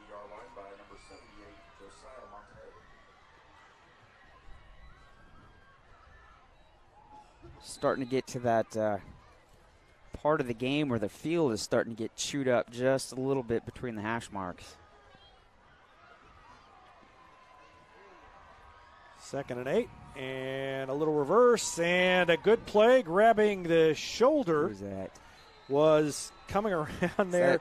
Peltz? The defender, no, it was, I think it was Sturdivant who got the hand on him initially. Yeah, Sturdivant grabbed his jersey and didn't let him go and let the rest of the defense get there. 6 minutes left in the third now. Yeah, he just came flying in untouched. He found a gap. Kind of looked like maybe he blitzed a gap there and over the right guard. Willard going to a double tight set, getting rid of that spread offense that they tried to do. Empty backfield. Sturdivant in there again. Flushes him out of the pocket. Flag comes flying in, and yeah, that must have been pretty blatant because he had a couple flags on the ground. I think it's going to be I was looking holding. in the wrong place. So yeah, he looks like he's getting ready to grab the wrist and call it, but keeps having to move out of the way of the players. Yeah, so holding against Willard as Sturdivant kind of disrupted the play, and the rest of the defense was getting back there, and somebody just held on for dear life and got flagged for it. Defense playing much better the second quarter and the first part of this third quarter. It's looked like what we've gotten used to this season. You're exactly right. Seems like the linebackers have been able to kind of move freely. Seems like every other play we've got at least one linebacker that is in the backfield disrupting Willard's offensive play. They declined the holding penalty. Interesting. So 4th and 3. Ooh, they try to draw us off sides there. Hard count by Willard's QB. Yeah, now they're going to punt it. So he kind of dropped back, and Willard gets a great roll. Rolls all the way down to the 10-yard line. Landed around the 25 and rolled all the way down to the 10. And so that's where Republic will take over with 5:12 left in the third quarter. We'll take a break. No, we're not going to take a break. Don't have time to take a break. They're getting out there already. Did a great job. Our D-line did a great job of not getting pulled off sides there for that easy first down.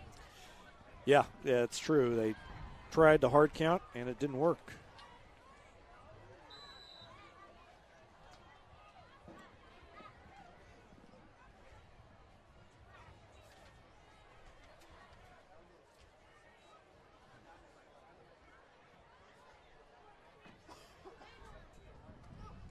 So they run it with Sigmund on the first play, and he takes it out beyond the 10 to about the 12. Yep, called to 13. 2nd down and 7 coming up. Sigmund is split out wide with Duval and Rackley, and they throw a slant to Flood. Same play that was so successful earlier, and it gets good yardage, first down yardage. Didn't break for big yardage, but just enough. Boy, that is night and day, those short passes tonight compared to previous games. You're exactly right. The timing was just not there for those slant routes in the first couple weeks. Definitely on this evening. Sigmund in motion. They give it to Wallace.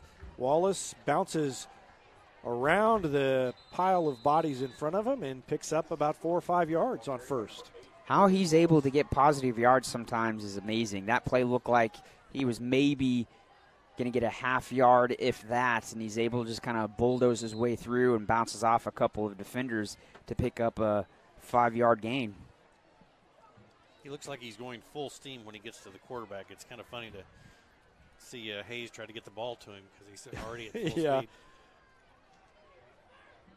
A reverse for Republic. And it's Duval. It's got running room. Ushered out of bounds over here outside the 40. Another first down for the Tigers. Yeah, the handoff was to Wallace going to the right. Duval lined up on the right, coming across, going to the left there. And watch Lucas Hayes throws the block. Quarterback throwing the block, always a good thing. Right, you don't want to be that defender that just gets laid out by the opposing team's QB too, because everybody watches that. That's right. Sigmund in motion. Hayes is going to throw it. And Duval couldn't hang on. It was thrown a little bit behind him. Duval had to reach back to get it. That, and it was a really quick release too. Duval I don't think he was even expecting the ball to be where it was. The ball was 3/4 of the way to him by the time he turned his head, and I think it was, not only was it thrown a little bit behind him, but I think it got there a little bit quicker than what the receiver was expecting.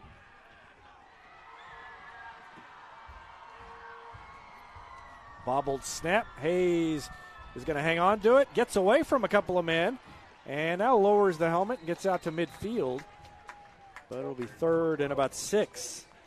That's been something, too, that there's been some times where we've had a bobbled snap or a busted play and it's gone for a loss. That was a huge pickup there. Looked like it wasn't going to be for naught, but Taves was able to kind of sneak behind a couple blocks and get himself 4 positive yards instead of a loss of maybe 1 or 2.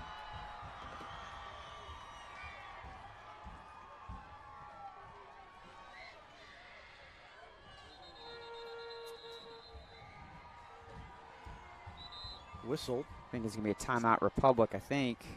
Yep. So Tigers will talk things over. We'll take a break and be back with more of the third quarter. Tigers lead at 21-12, and we will be back after this. Ugh, my bank hit me with $8 in fees last month. Weird. My bank paid me $8 last month. No way! You have a balance like that with today's interest rates? Nope. 4% cash back on my debit card swipes. Last month I swiped $200. That's $8. I could easily do it every month, and I plan to. What bank is that? It's Mid-Missouri Bank and Kasasa Cashback Free Checking. Earn some money from your money. Qualifications, limits, and rules apply. Visit midmobank.com for more details. Member FDIC. Hey now, Cracker Jack Shack, Cracker Jack Shack, we've got your back. Hey now, Cracker Jack Shack, custom t-shirts, polos, and caps. Cracker Jack Shack, we've got your back. Printing and stitching, hey, that's our knack. Coffee mugs, pins, frisbees, and more. Cracker Jack Shack, your promotional store. Creative ideas, and that's a fact. Always on time and right on track. Cracker Jack Shack, we've got your back. Cracker Jack Shack. Well, quick timeout, and as we return, Lucas Hayes picks up the first down on the keeper. Yeah, it was designated to be a pass play, but things kind of broke down and nothing was open, so he just decided, hey, there's an opening in front of me, took it, got the first down. Huge pickup there. Yep. Caught Willard off by surprise. Quick snapped it. Caught me by surprise. We were still playing our spot. Sigmund keeps it. Takes it down past the 30, and it's a first down for the Tigers, I believe. Yep. Tigers starting to pick up bigger chunks of yardage on the run. You're exactly right. It has definitely been an evening where we've not had too many negative plays. Overwhelming amount of our plays have all gone for positive yardage, which is definitely a huge turnaround compared to last week. Wallace in the backfield, Sigmund in motion again. They give it to Wallace, and the middle's clogged up there. Maybe gained a yard. Second down and long coming up for Republic. Again, we kind of mentioned the scoring that has occurred, and kind of reminiscent of the first couple games. Kind of just seems like the third quarters have been low-scoring quarters for Republic and their opponents. Tigers on the move, though. Duval, nope, he didn't. Hayes kept it. Started to give it to Duval, pulled it back, kept it for a couple of yards, but third and about 7. Coming up now for Republic. Cody Fees makes the stop. Flood comes over here to the near sideline. They've got a couple of players. Rackley split wide to the right. Duval comes in motion to the near side now. Hayes drops back and dumps it to Wallace on a screen. And he's got the first down and more down inside the 5 and into the end zone. Touchdown Tigers. 1:17 left to go in the third quarter.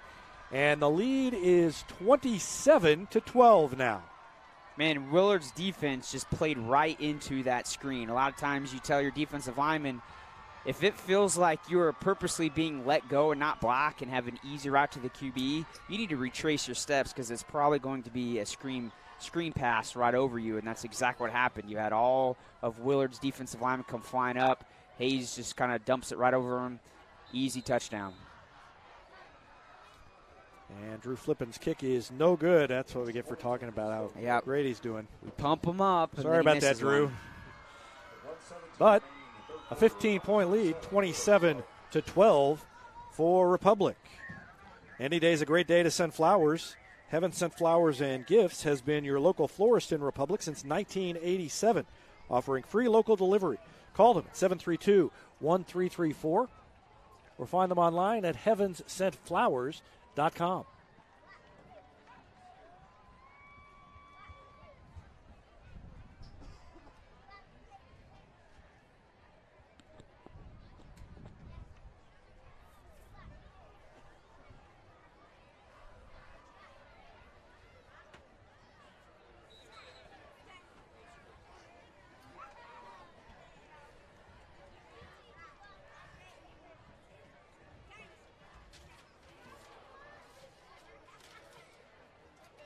Tigers will kick it off now, leading by 15.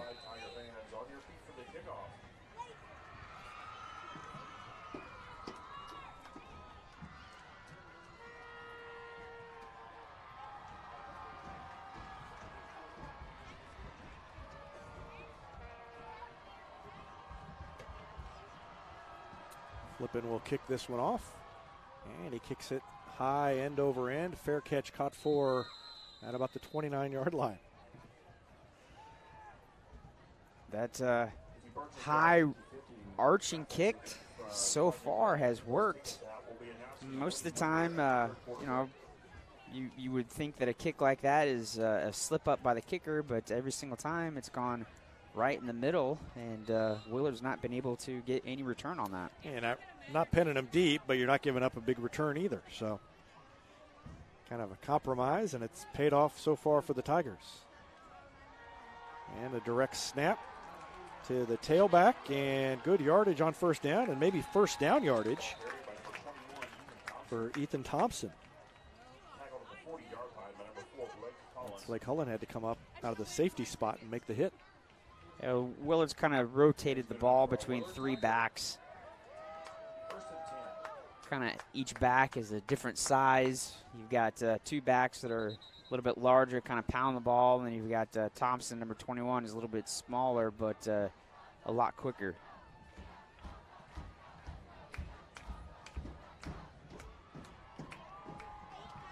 Looks like, who is that coming off for Republic? Is that Tomasoff coming off? So, yep. He lost his shoe. Happens to the best of us. And they throw a screen, and good run after the catch, and still on his feet is the receiver, Maurice Grayer. He comes all the way to the near side, reversing field, and takes it down near the 30-yard line before he's finally dragged down by Evan Smith. Grayer's helmet comes off. 28 yards on the catch and run by Grayer. that right there is definitely going to be looked at tomorrow during film on, the amount of missed tackles that happened on that play. Don't always try to go for the big hit. Sometimes you just need to be able to wrap up, especially a ball carrier who is just trying to spin his way out of tackles. Willard is all discombobulated. They're trying to figure out where they're supposed to be. I think they just lined up in reverse. Somebody had hit the X key on Madden and reversed the formation. Quick hitter over on the left, and Rice catches it for a gain of about 5 on first down. I'm hip with the video game language. Right. Rich. I didn't even. I don't really know if it's the X key. I just have made no that clue. part I up. tell you the truth, I don't play Madden. Zach White up here running the camera tells me I was close. The most football games I played all the time was Tecmo Bowl. I just told everybody you were young, Rich, and now you blew it. And that brings us to the end of the third quarter. Time runs down before Willard can get off another snap. And the Tigers lead at 27-12 after 3 quarters. Let's see if they can hold on when we come back. For now, when you're looking to buy or sell a home in Republic, you want someone who knows this market and who also knows marketing. You want the team at Sue Carter Real Estate Group. Sue's been helping families with their real estate needs here in Republic for 15 years, and she has assembled Republic's biggest and best team of real estate professionals. They're innovative, hardworking, and committed to helping you. Whether you're buying or selling, put them on your team, the Sue Carter Real Estate Group. It's about home. Hetty Barbecue Company is home to great barbecue, including the famous Pig Nasty Sandwich, and they are also home to the Mid-Missouri Bank Rutmo Football Show every Wednesday night. Go in and check them out or call them for takeout at 732-4BBQ. See, Rich, that's easy to remember because BBQ is barbecue. So 732-4BBQ. Anytime you're hungry, just remember that. Thank you for explaining that to me. I was a little lost. Well, I was really explaining now, it to the listener, but my I used you as confusion is now clear. Okay, well, I used you as just a prop to explain that, in case anybody wasn't paying attention. Quick throw, and it's short. Grayer was way over by the far sideline and just didn't quite get it there. So it brings up a 3rd and 5 for Willard. Wind is underway in the fourth quarter. Wind is definitely picked up here. Flag really wasn't moving at all to start the game, and now it is being whipped around there, and it's starting to kind of blow into the press box. That's blowing right into us, which is okay. If at least it's kind of warm. I mean, could be a lot worse. In a couple of weeks, it probably will be. Keeper and nothing doing as the Tiger defense got there and shut it down. Was it Sturdivant again? Yeah, it was Sturdivant. He came in, and it was almost like he wasn't even touched. And there's been a few times where he has been in the backfield, almost like no one has blocked him. Yep, you saw him. He came in there right through that gap and grabbed him and dropped him. Good play by Justin Sturdivant. So this is a big one. 4th and 4. 3-man front for the Tiger defense. Out of the shotgun. Over the middle. Caught. First down, Willard. And that has been the part of the field that Willard's passing game has had their most success, is finding a receiver open in the middle of the field. Jacob Cody is slow to get up. He was in there, so was Duval.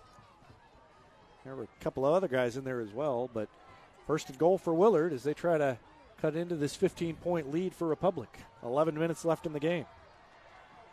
Inside run and stopped at about the 3-yard line, and it was Sturdivant again. Grabbed the running back Ethan Thompson around the shoulder pads and threw him to the ground. Second and goal. I think second and goal from the 2. We have brought in an extra D lineman there. We've taken a linebacker out, so we're going to a 4-man front for this goal line stance.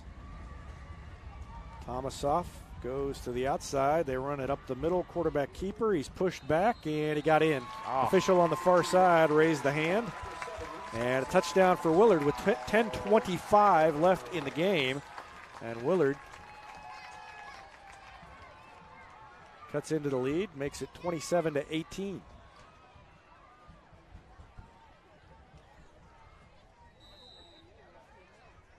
Now, do you go for 2 here? It looks like they are going to.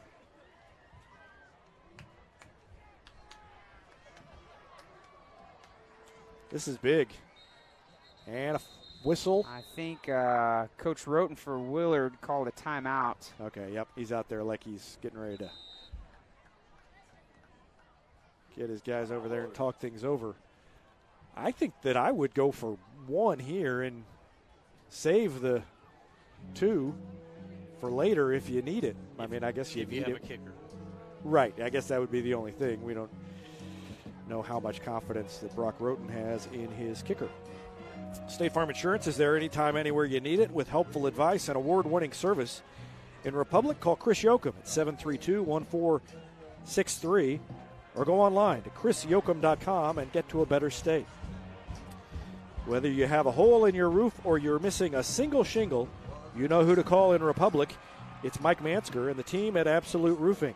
Give them a call at 869-0444 or find them online at absoluteroofers.com. When you need a plumber, you usually need one fast, but you also want one who will do the job right. In Republic, that's Far Better Plumbing. Whether it's residential, commercial, or you need excavation, call Far Better and let them take away the stress of your plumbing problem. Call them at 864-8703 or find them online at farbetterplumbing.com. The traditional playing of Sweet Caroline before an extra point. And the defense is back there. They throw it, and it is picked off the ground just barely. And the 2-point conversion is good. How the QB was able to get that off, I don't know. He had 2 Republic defenders on him, and he just kind of slung it side-armed as he was going down. Boy, and I also don't know how they made that catch, but great catch over there, and I can't tell who that was. 32. And going back to the confidence there in the kicker, if you remember Swadley. Willard's first touchdown, kicker missed the extra point. True. Well, they went for 2 and it worked, so what do we know? 27-20, and it's down to a 1-possession game, and here is where the offense needs to show that they can drive the ball when the game's on the line. They have not been able to, both, not just the offense, both teams have had situations where they've not made plays down the stretch, and that's been the difference in close games, and Dustin Baldwin has talked about that. And if you're going to win a game, when you're trying to turn things around, somebody's got to make a play down the stretch. There have been times when they've made one play down the stretch. There was the interception at Nixa that gave them an opportunity but couldn't finish. The defense came up big against Carl Junction a couple of times. Short kick, and it is off of Evan Smith and recovered by Willard. Evan Smith came up and tried to get it on a bounce. It bounced off his leg, and Willard recovers and down by a touchdown. They've got the ball back with 10:21 left in the game.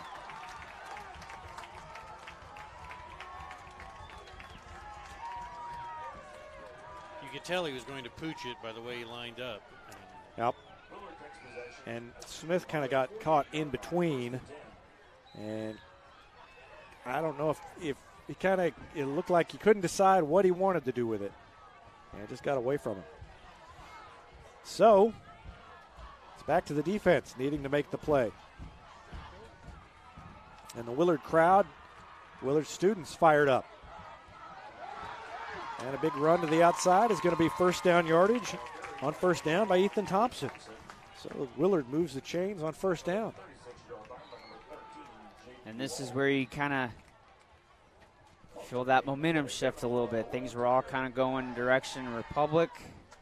And then just like that, you were just talking about where someone's got to come up with some big plays, and no one came up with a big play there on the return.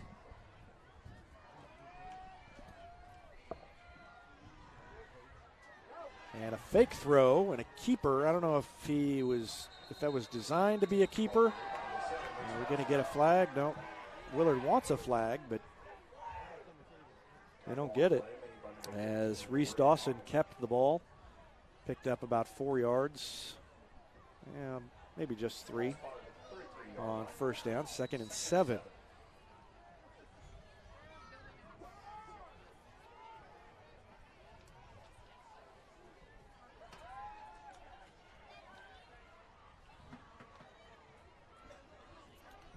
Down to 9:28 remaining.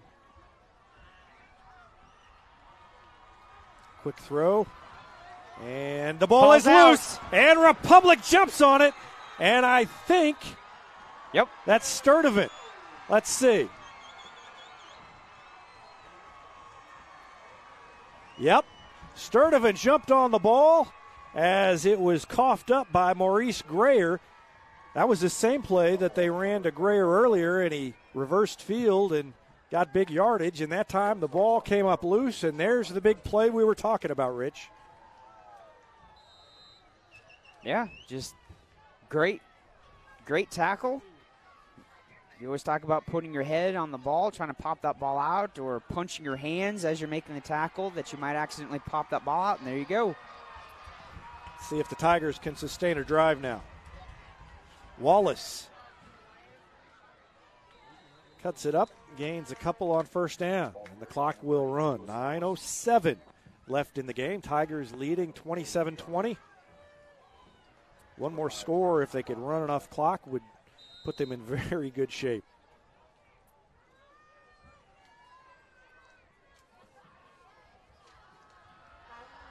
Sigmund in motion. They give it to Wallace. Powers his way up the middle, a gain of about 6. It brings up third and about 3.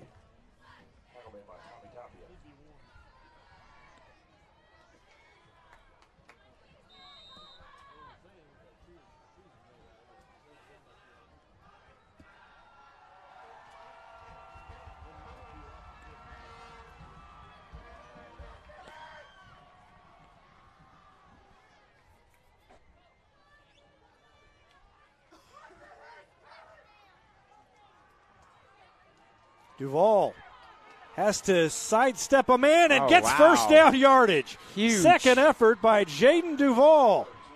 Man, that was big because it looked like he was going to be tackled for a loss. He was able to kind of spin out of that initial tackle and run right down the sideline for the first down. Yep, Cody Fees is down over near the far hash mark.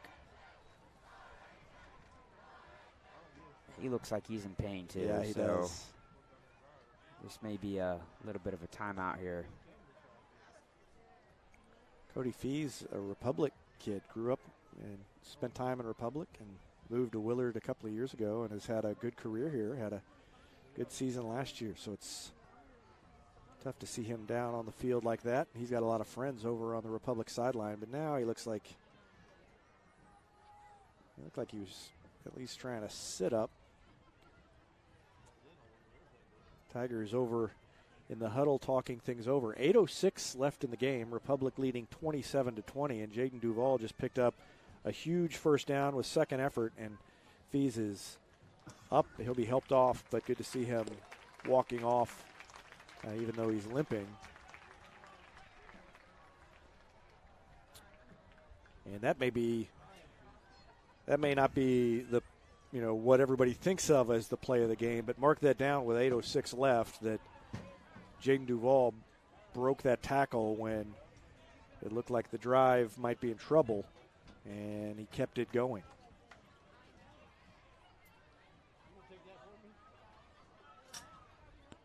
Tim Barnes and I have been doing stuff together for so long that when I said just said the phrase "mark that down," I saw him grab his pen and actually literally mark it down. Good job, Tim. That's why you're a statistician extraordinaire.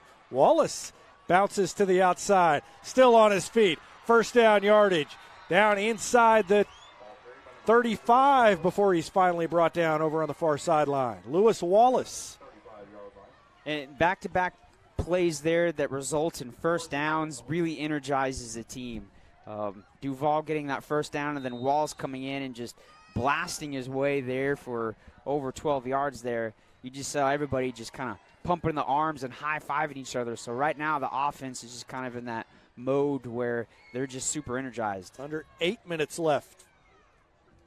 Fake it to Wallace, and Hayes keeps it, and he is hit but stumbles forward for about 4 yards before he falls down. And as this drive here just keeps moving, obviously the goal is to get a late score here, but at the same time eat up a bunch of time here. You don't want to be all of a sudden trying to throw the ball and get some incompletions that stops the clock. Sigmund goes in motion, and they give it to him. He gets to the edge and is brought down. Yep, kind of came in late. Dang it. Behind the play. Number 53, Sergio Hernandez on Yep. the tackle. Illegal use of hands. Holding on the offense.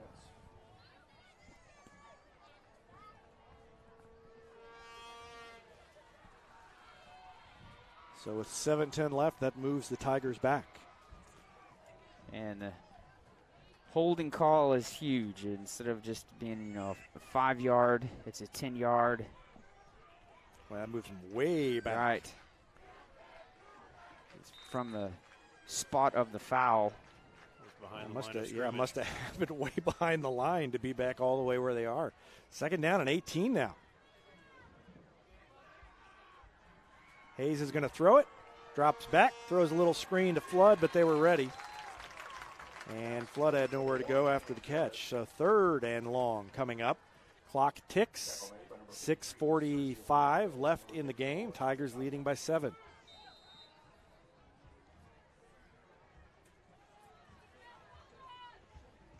Again, our penalties this year have been drive killers. We've had a difficult time overcoming some of our penalties.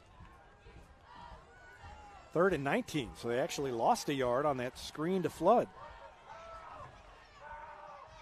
They're going to go long. Flood's bumped. And there's the flag. He was trying to get around him. He was bumped, and they call the pass interference penalty against, I believe, Garrett Martin. I mean, there was contact, and Flood was trying to get there.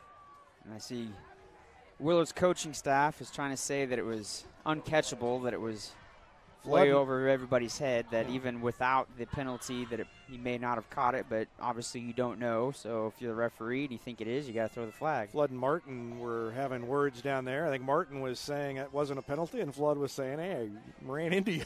There's another flag back here, too. Well, there's a debate going on, it looks like. I don't know if we've got these two debates, separate. These debates never turn out well for Republic.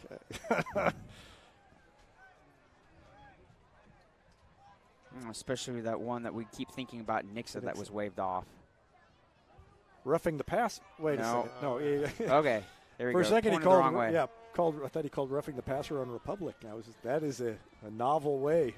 Obviously, you will take the one that results in the biggest movement of the ball forward. So they declined the pass interference. So all of that drama down there that we were paying attention to didn't even matter because they took the pass interference. So the Willard coaching staff throwing hands up in the air is for naught. Personal foul, roughing the passer against Willard.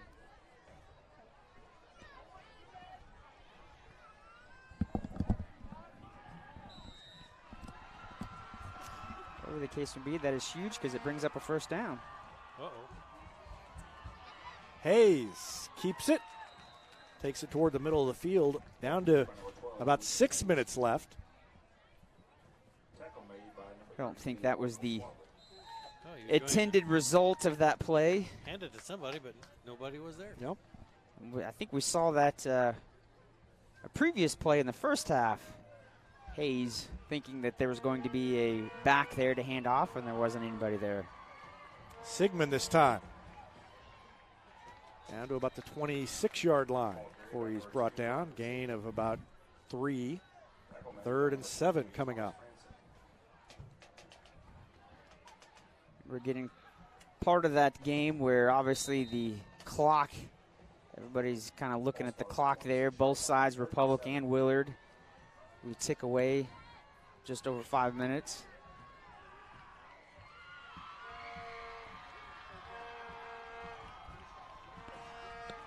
Up down to just over 5, like you said. 5:06 now as they snap it. And a slant is tipped and almost picked off. Not a good pass that time. Pfeiffer was right there and could have easily had the interception. Right. And, the incompletion then stops the clock. The clock was kind of our friend there as we were getting trying to get underneath 5 minutes there. This would be a 43-yard field goal. He does have the wind with him, and I mean, if you're going to kick a long field goal, this would be the time to do it. 4th and 7, 5:02 left. Republic calls a timeout. We'll take a timeout as well as Republic decides what they want to do here. Every insurance company hopes you drive safely, but Allstate actually helps you drive safely with DriveWise.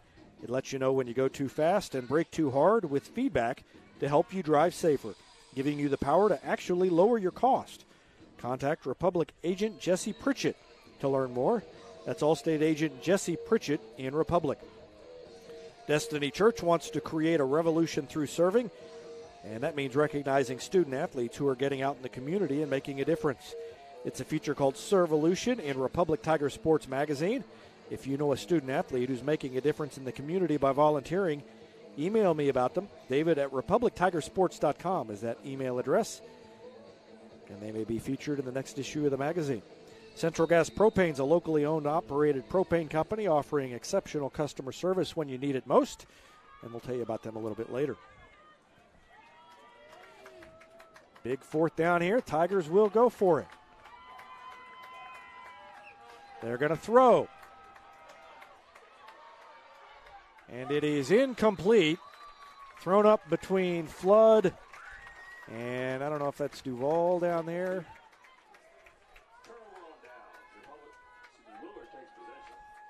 I think it's Duval. I still haven't been able to tell you. It looks like 13. Trying to go for the home run shot there instead of just trying to pick up the yardage needed for the first down. So they leave it in the hands of the defense. I guess the thought process may be the defense has played well. They've been the bread and butter when we've had success this season. And we need them to make the stop. And, boy, the bobbled exchange, almost costly for Willard, but they managed to hang on. And that is Ethan Thompson. 4:45 left.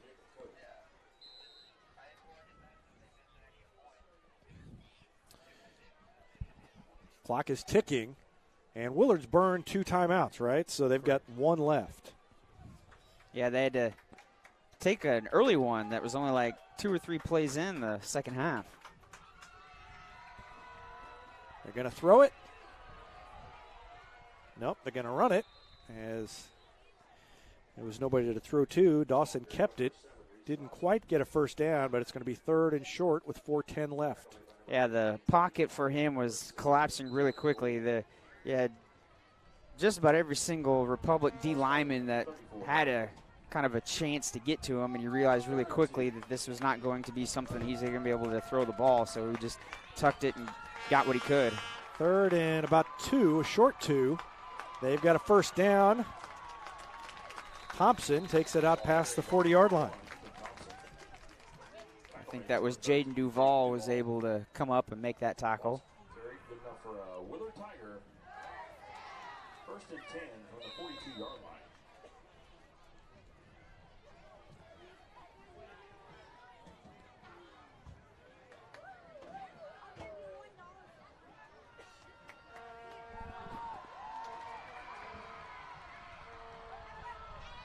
Wow. Not exactly sure where the Willard QB was throwing the ball there, but rolling out to his right, realizing he had to get rid of it because he was running out of real estate as he was going to the sideline there, and just threw across his body, and there wasn't anybody within a few yards of that pass. So 2nd and 10, stops the clock, 3:29 left. Tigers leading by 7, 27-20.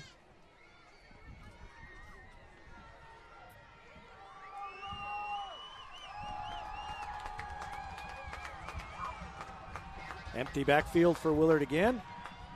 Under pressure. And dumps it out and dropped. Oh, yeah. Threw it out here on the sideline to Garrett Rice, and now a flag in the backfield. Right.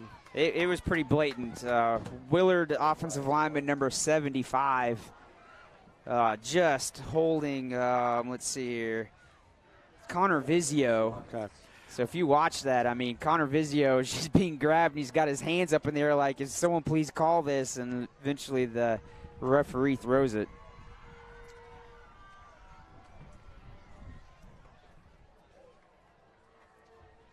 So that was a pretty blatant holding call there for Willard. So 3:23 left, and that backs him up. And that's another one of those really long penalties that we talked about because it happened behind the line of scrimmage. They're all the way back at about the 30-yard line. And now a whistle and another flag. Judge on the far sideline.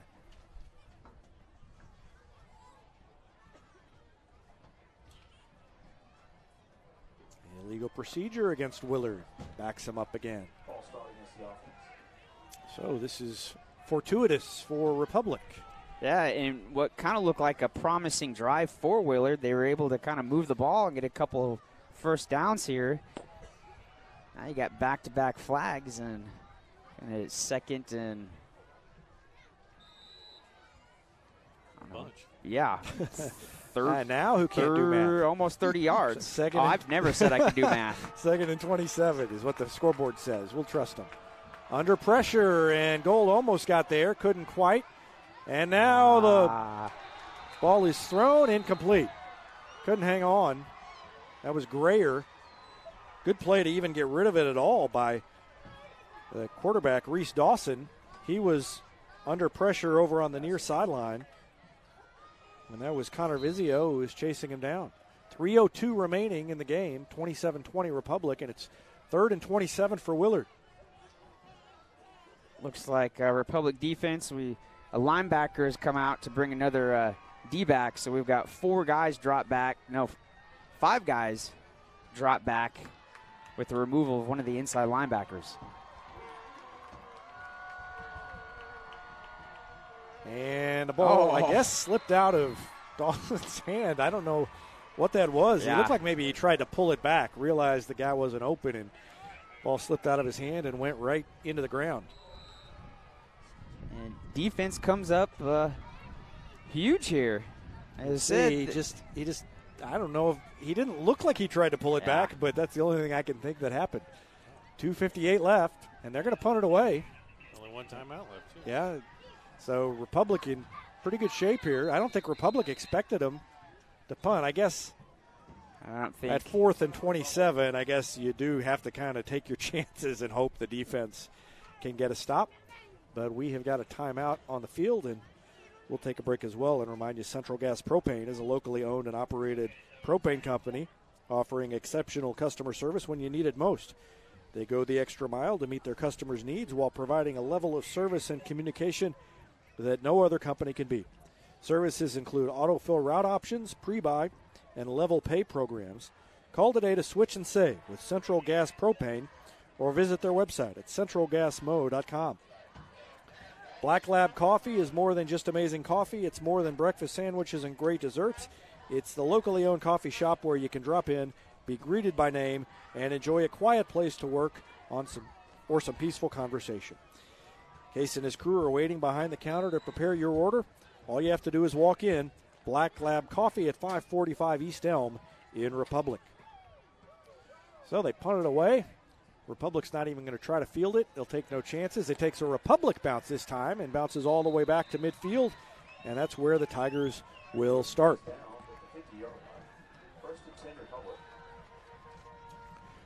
Farmers Insurance has been providing quality, affordable insurance since 1928. In Republic, Farmers Agent Nathan Dixon has a game plan for all your insurance needs. Teachers, ask about Farmers Education Discount. That's Farmers Agent Nathan Dixon. Call him at 732-2900. So can the Tigers just run 2:52 off the clock? Let's see. Leading by 7. 2 hands on the ball. Get the ball snapped. There's only 1 second left. Wallace keeps it and rumbles down inside the 40-yard line. I think he's got a first down. He's over 100 yards for the night. Back up the 39-yard line. 1st and 10 Republic.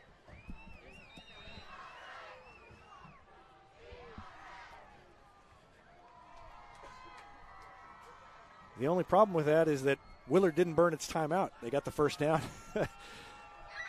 But I guess you can't complain, right? I mean, I can complain about anything. 2-back set. Sigmund keeps it. Steps inside, still on his feet. Another first down for the Tigers, all the way down to the 25-yard line. Good run by Riley Sigmund. Yeah, back-to-back first downs. Could not have called a better situation right here, getting that ball back. 2 plays, you've already got the ball inside the 25-yard line.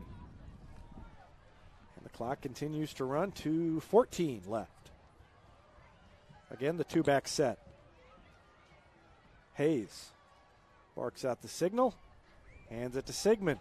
Sigmund jukes in between a couple of tacklers, takes it down inside the 20. Another good gain on first down.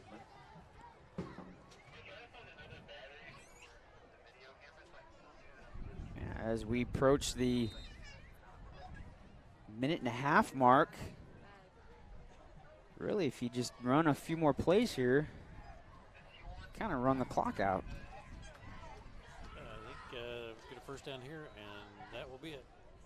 Yep, because the clock down to 1:30. Still 7 seconds left on the play clock. They snap it with about 5 left, and Sigmund keeps it. And Willard will, I think, burn their last time out. Yep, so it's going to be 3rd and short with 1:22 left. And Willard does stop the clock. It's easier than ever to get your Rocco's Pizza fix. Place your order on their website at roccositaliankitchen.net or call them with one tap inside the Republic Tiger Sports mobile app. And don't forget dessert, because now Rocco's is serving homemade ice cream prepared right on site. Rocco's Italian Kitchen. Pizza, pasta, perfection. Southern Sun Electric, a proud sponsor of the Classroom Spotlight. They encourage all student athletes not to settle for just good enough on the field, on the court, and in the classroom. Keep pushing yourself to higher levels and go Retmo from Southern Sun Electric.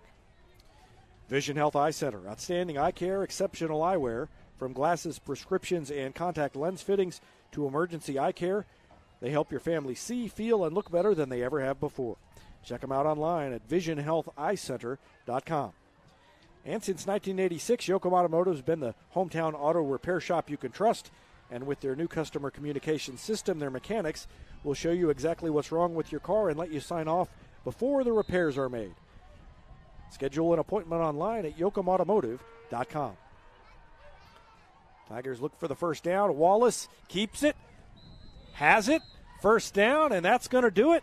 And if the Tigers can hang on to the ball, they are going to get out of here with their first win of the season.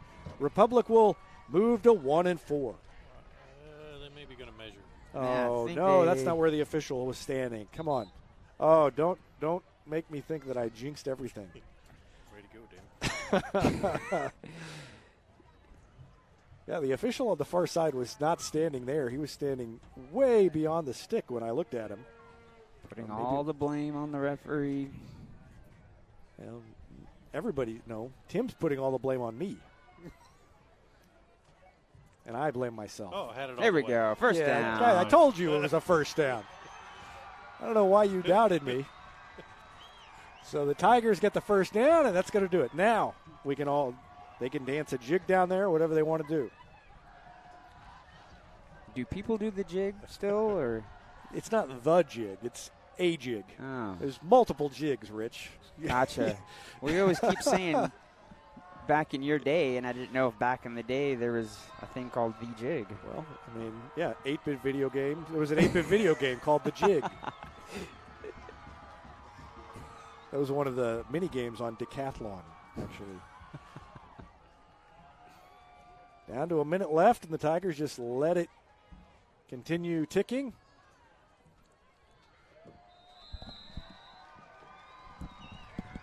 And snap it, and they'll have one more snap, I believe. Yep, one more snap. We'll do it.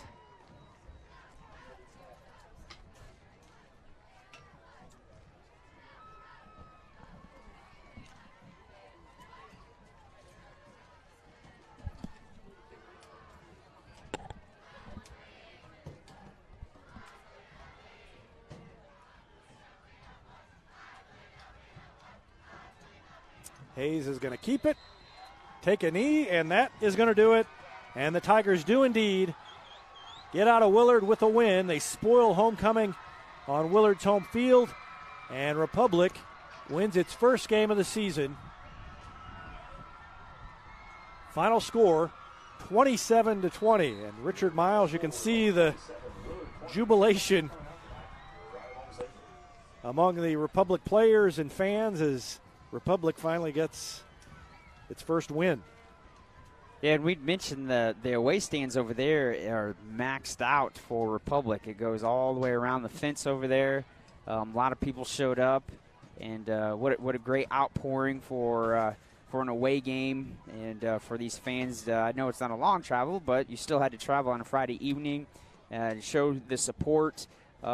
Even a lot of times when you get a team that starts out a little slow in the season, the fan base can dwindle, and it did not. A lot of Republic fans came out, and it was for a good thing, because obviously they got to see the first W against a Willard team that is pretty good.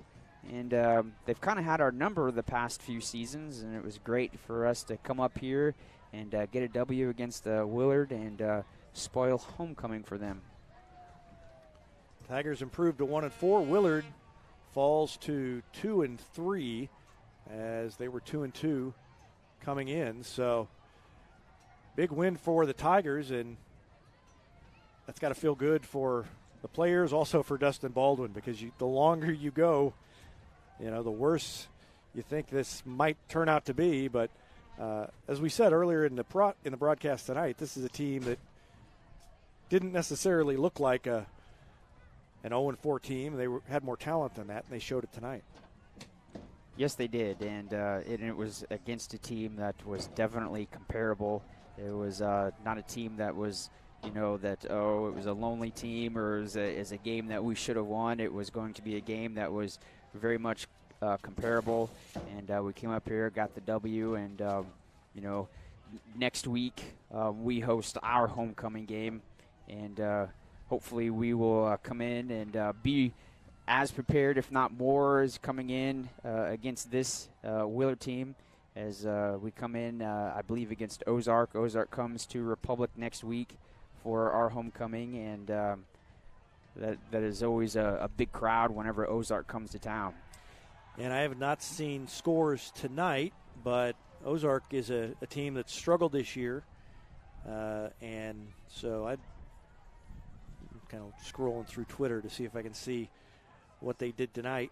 Webb City beat Carthage 21-12, though, looking at scores, and so that's a big win for Webb City, and Carthage played them close, but Webb City gets out of there with a victory. So I think we're going to wrap it up here. Final score 27-20. Republic gets the victory, and I'm going to go down on the field and see if I can get some comments from players and coaches, and we'll have that online a little bit later as part of our Chris Yoakum State Farm postgame show. Final thoughts, Rich Miles. We just obviously need to keep going here. The momentum's great. We saw a lot of positive things. We need to build on that, and obviously they'll watch film tomorrow morning on tonight's game, and then start preparing for an Ozark team. And anybody that's Republic, and including myself, that is always a great week. And we'll be prepared for Ozark, and I can't wait to next Friday evening. Rich Miles, statistician Tim Barnes, director Maddie Hall, cameraman Zach White, and Tim Brazil. We all thank you for joining us, and thank you for watching the Republic Tigers as they get a victory, 27-20 over Willard. Thanks for watching Republic Tigers football on Republic Tigers Sports.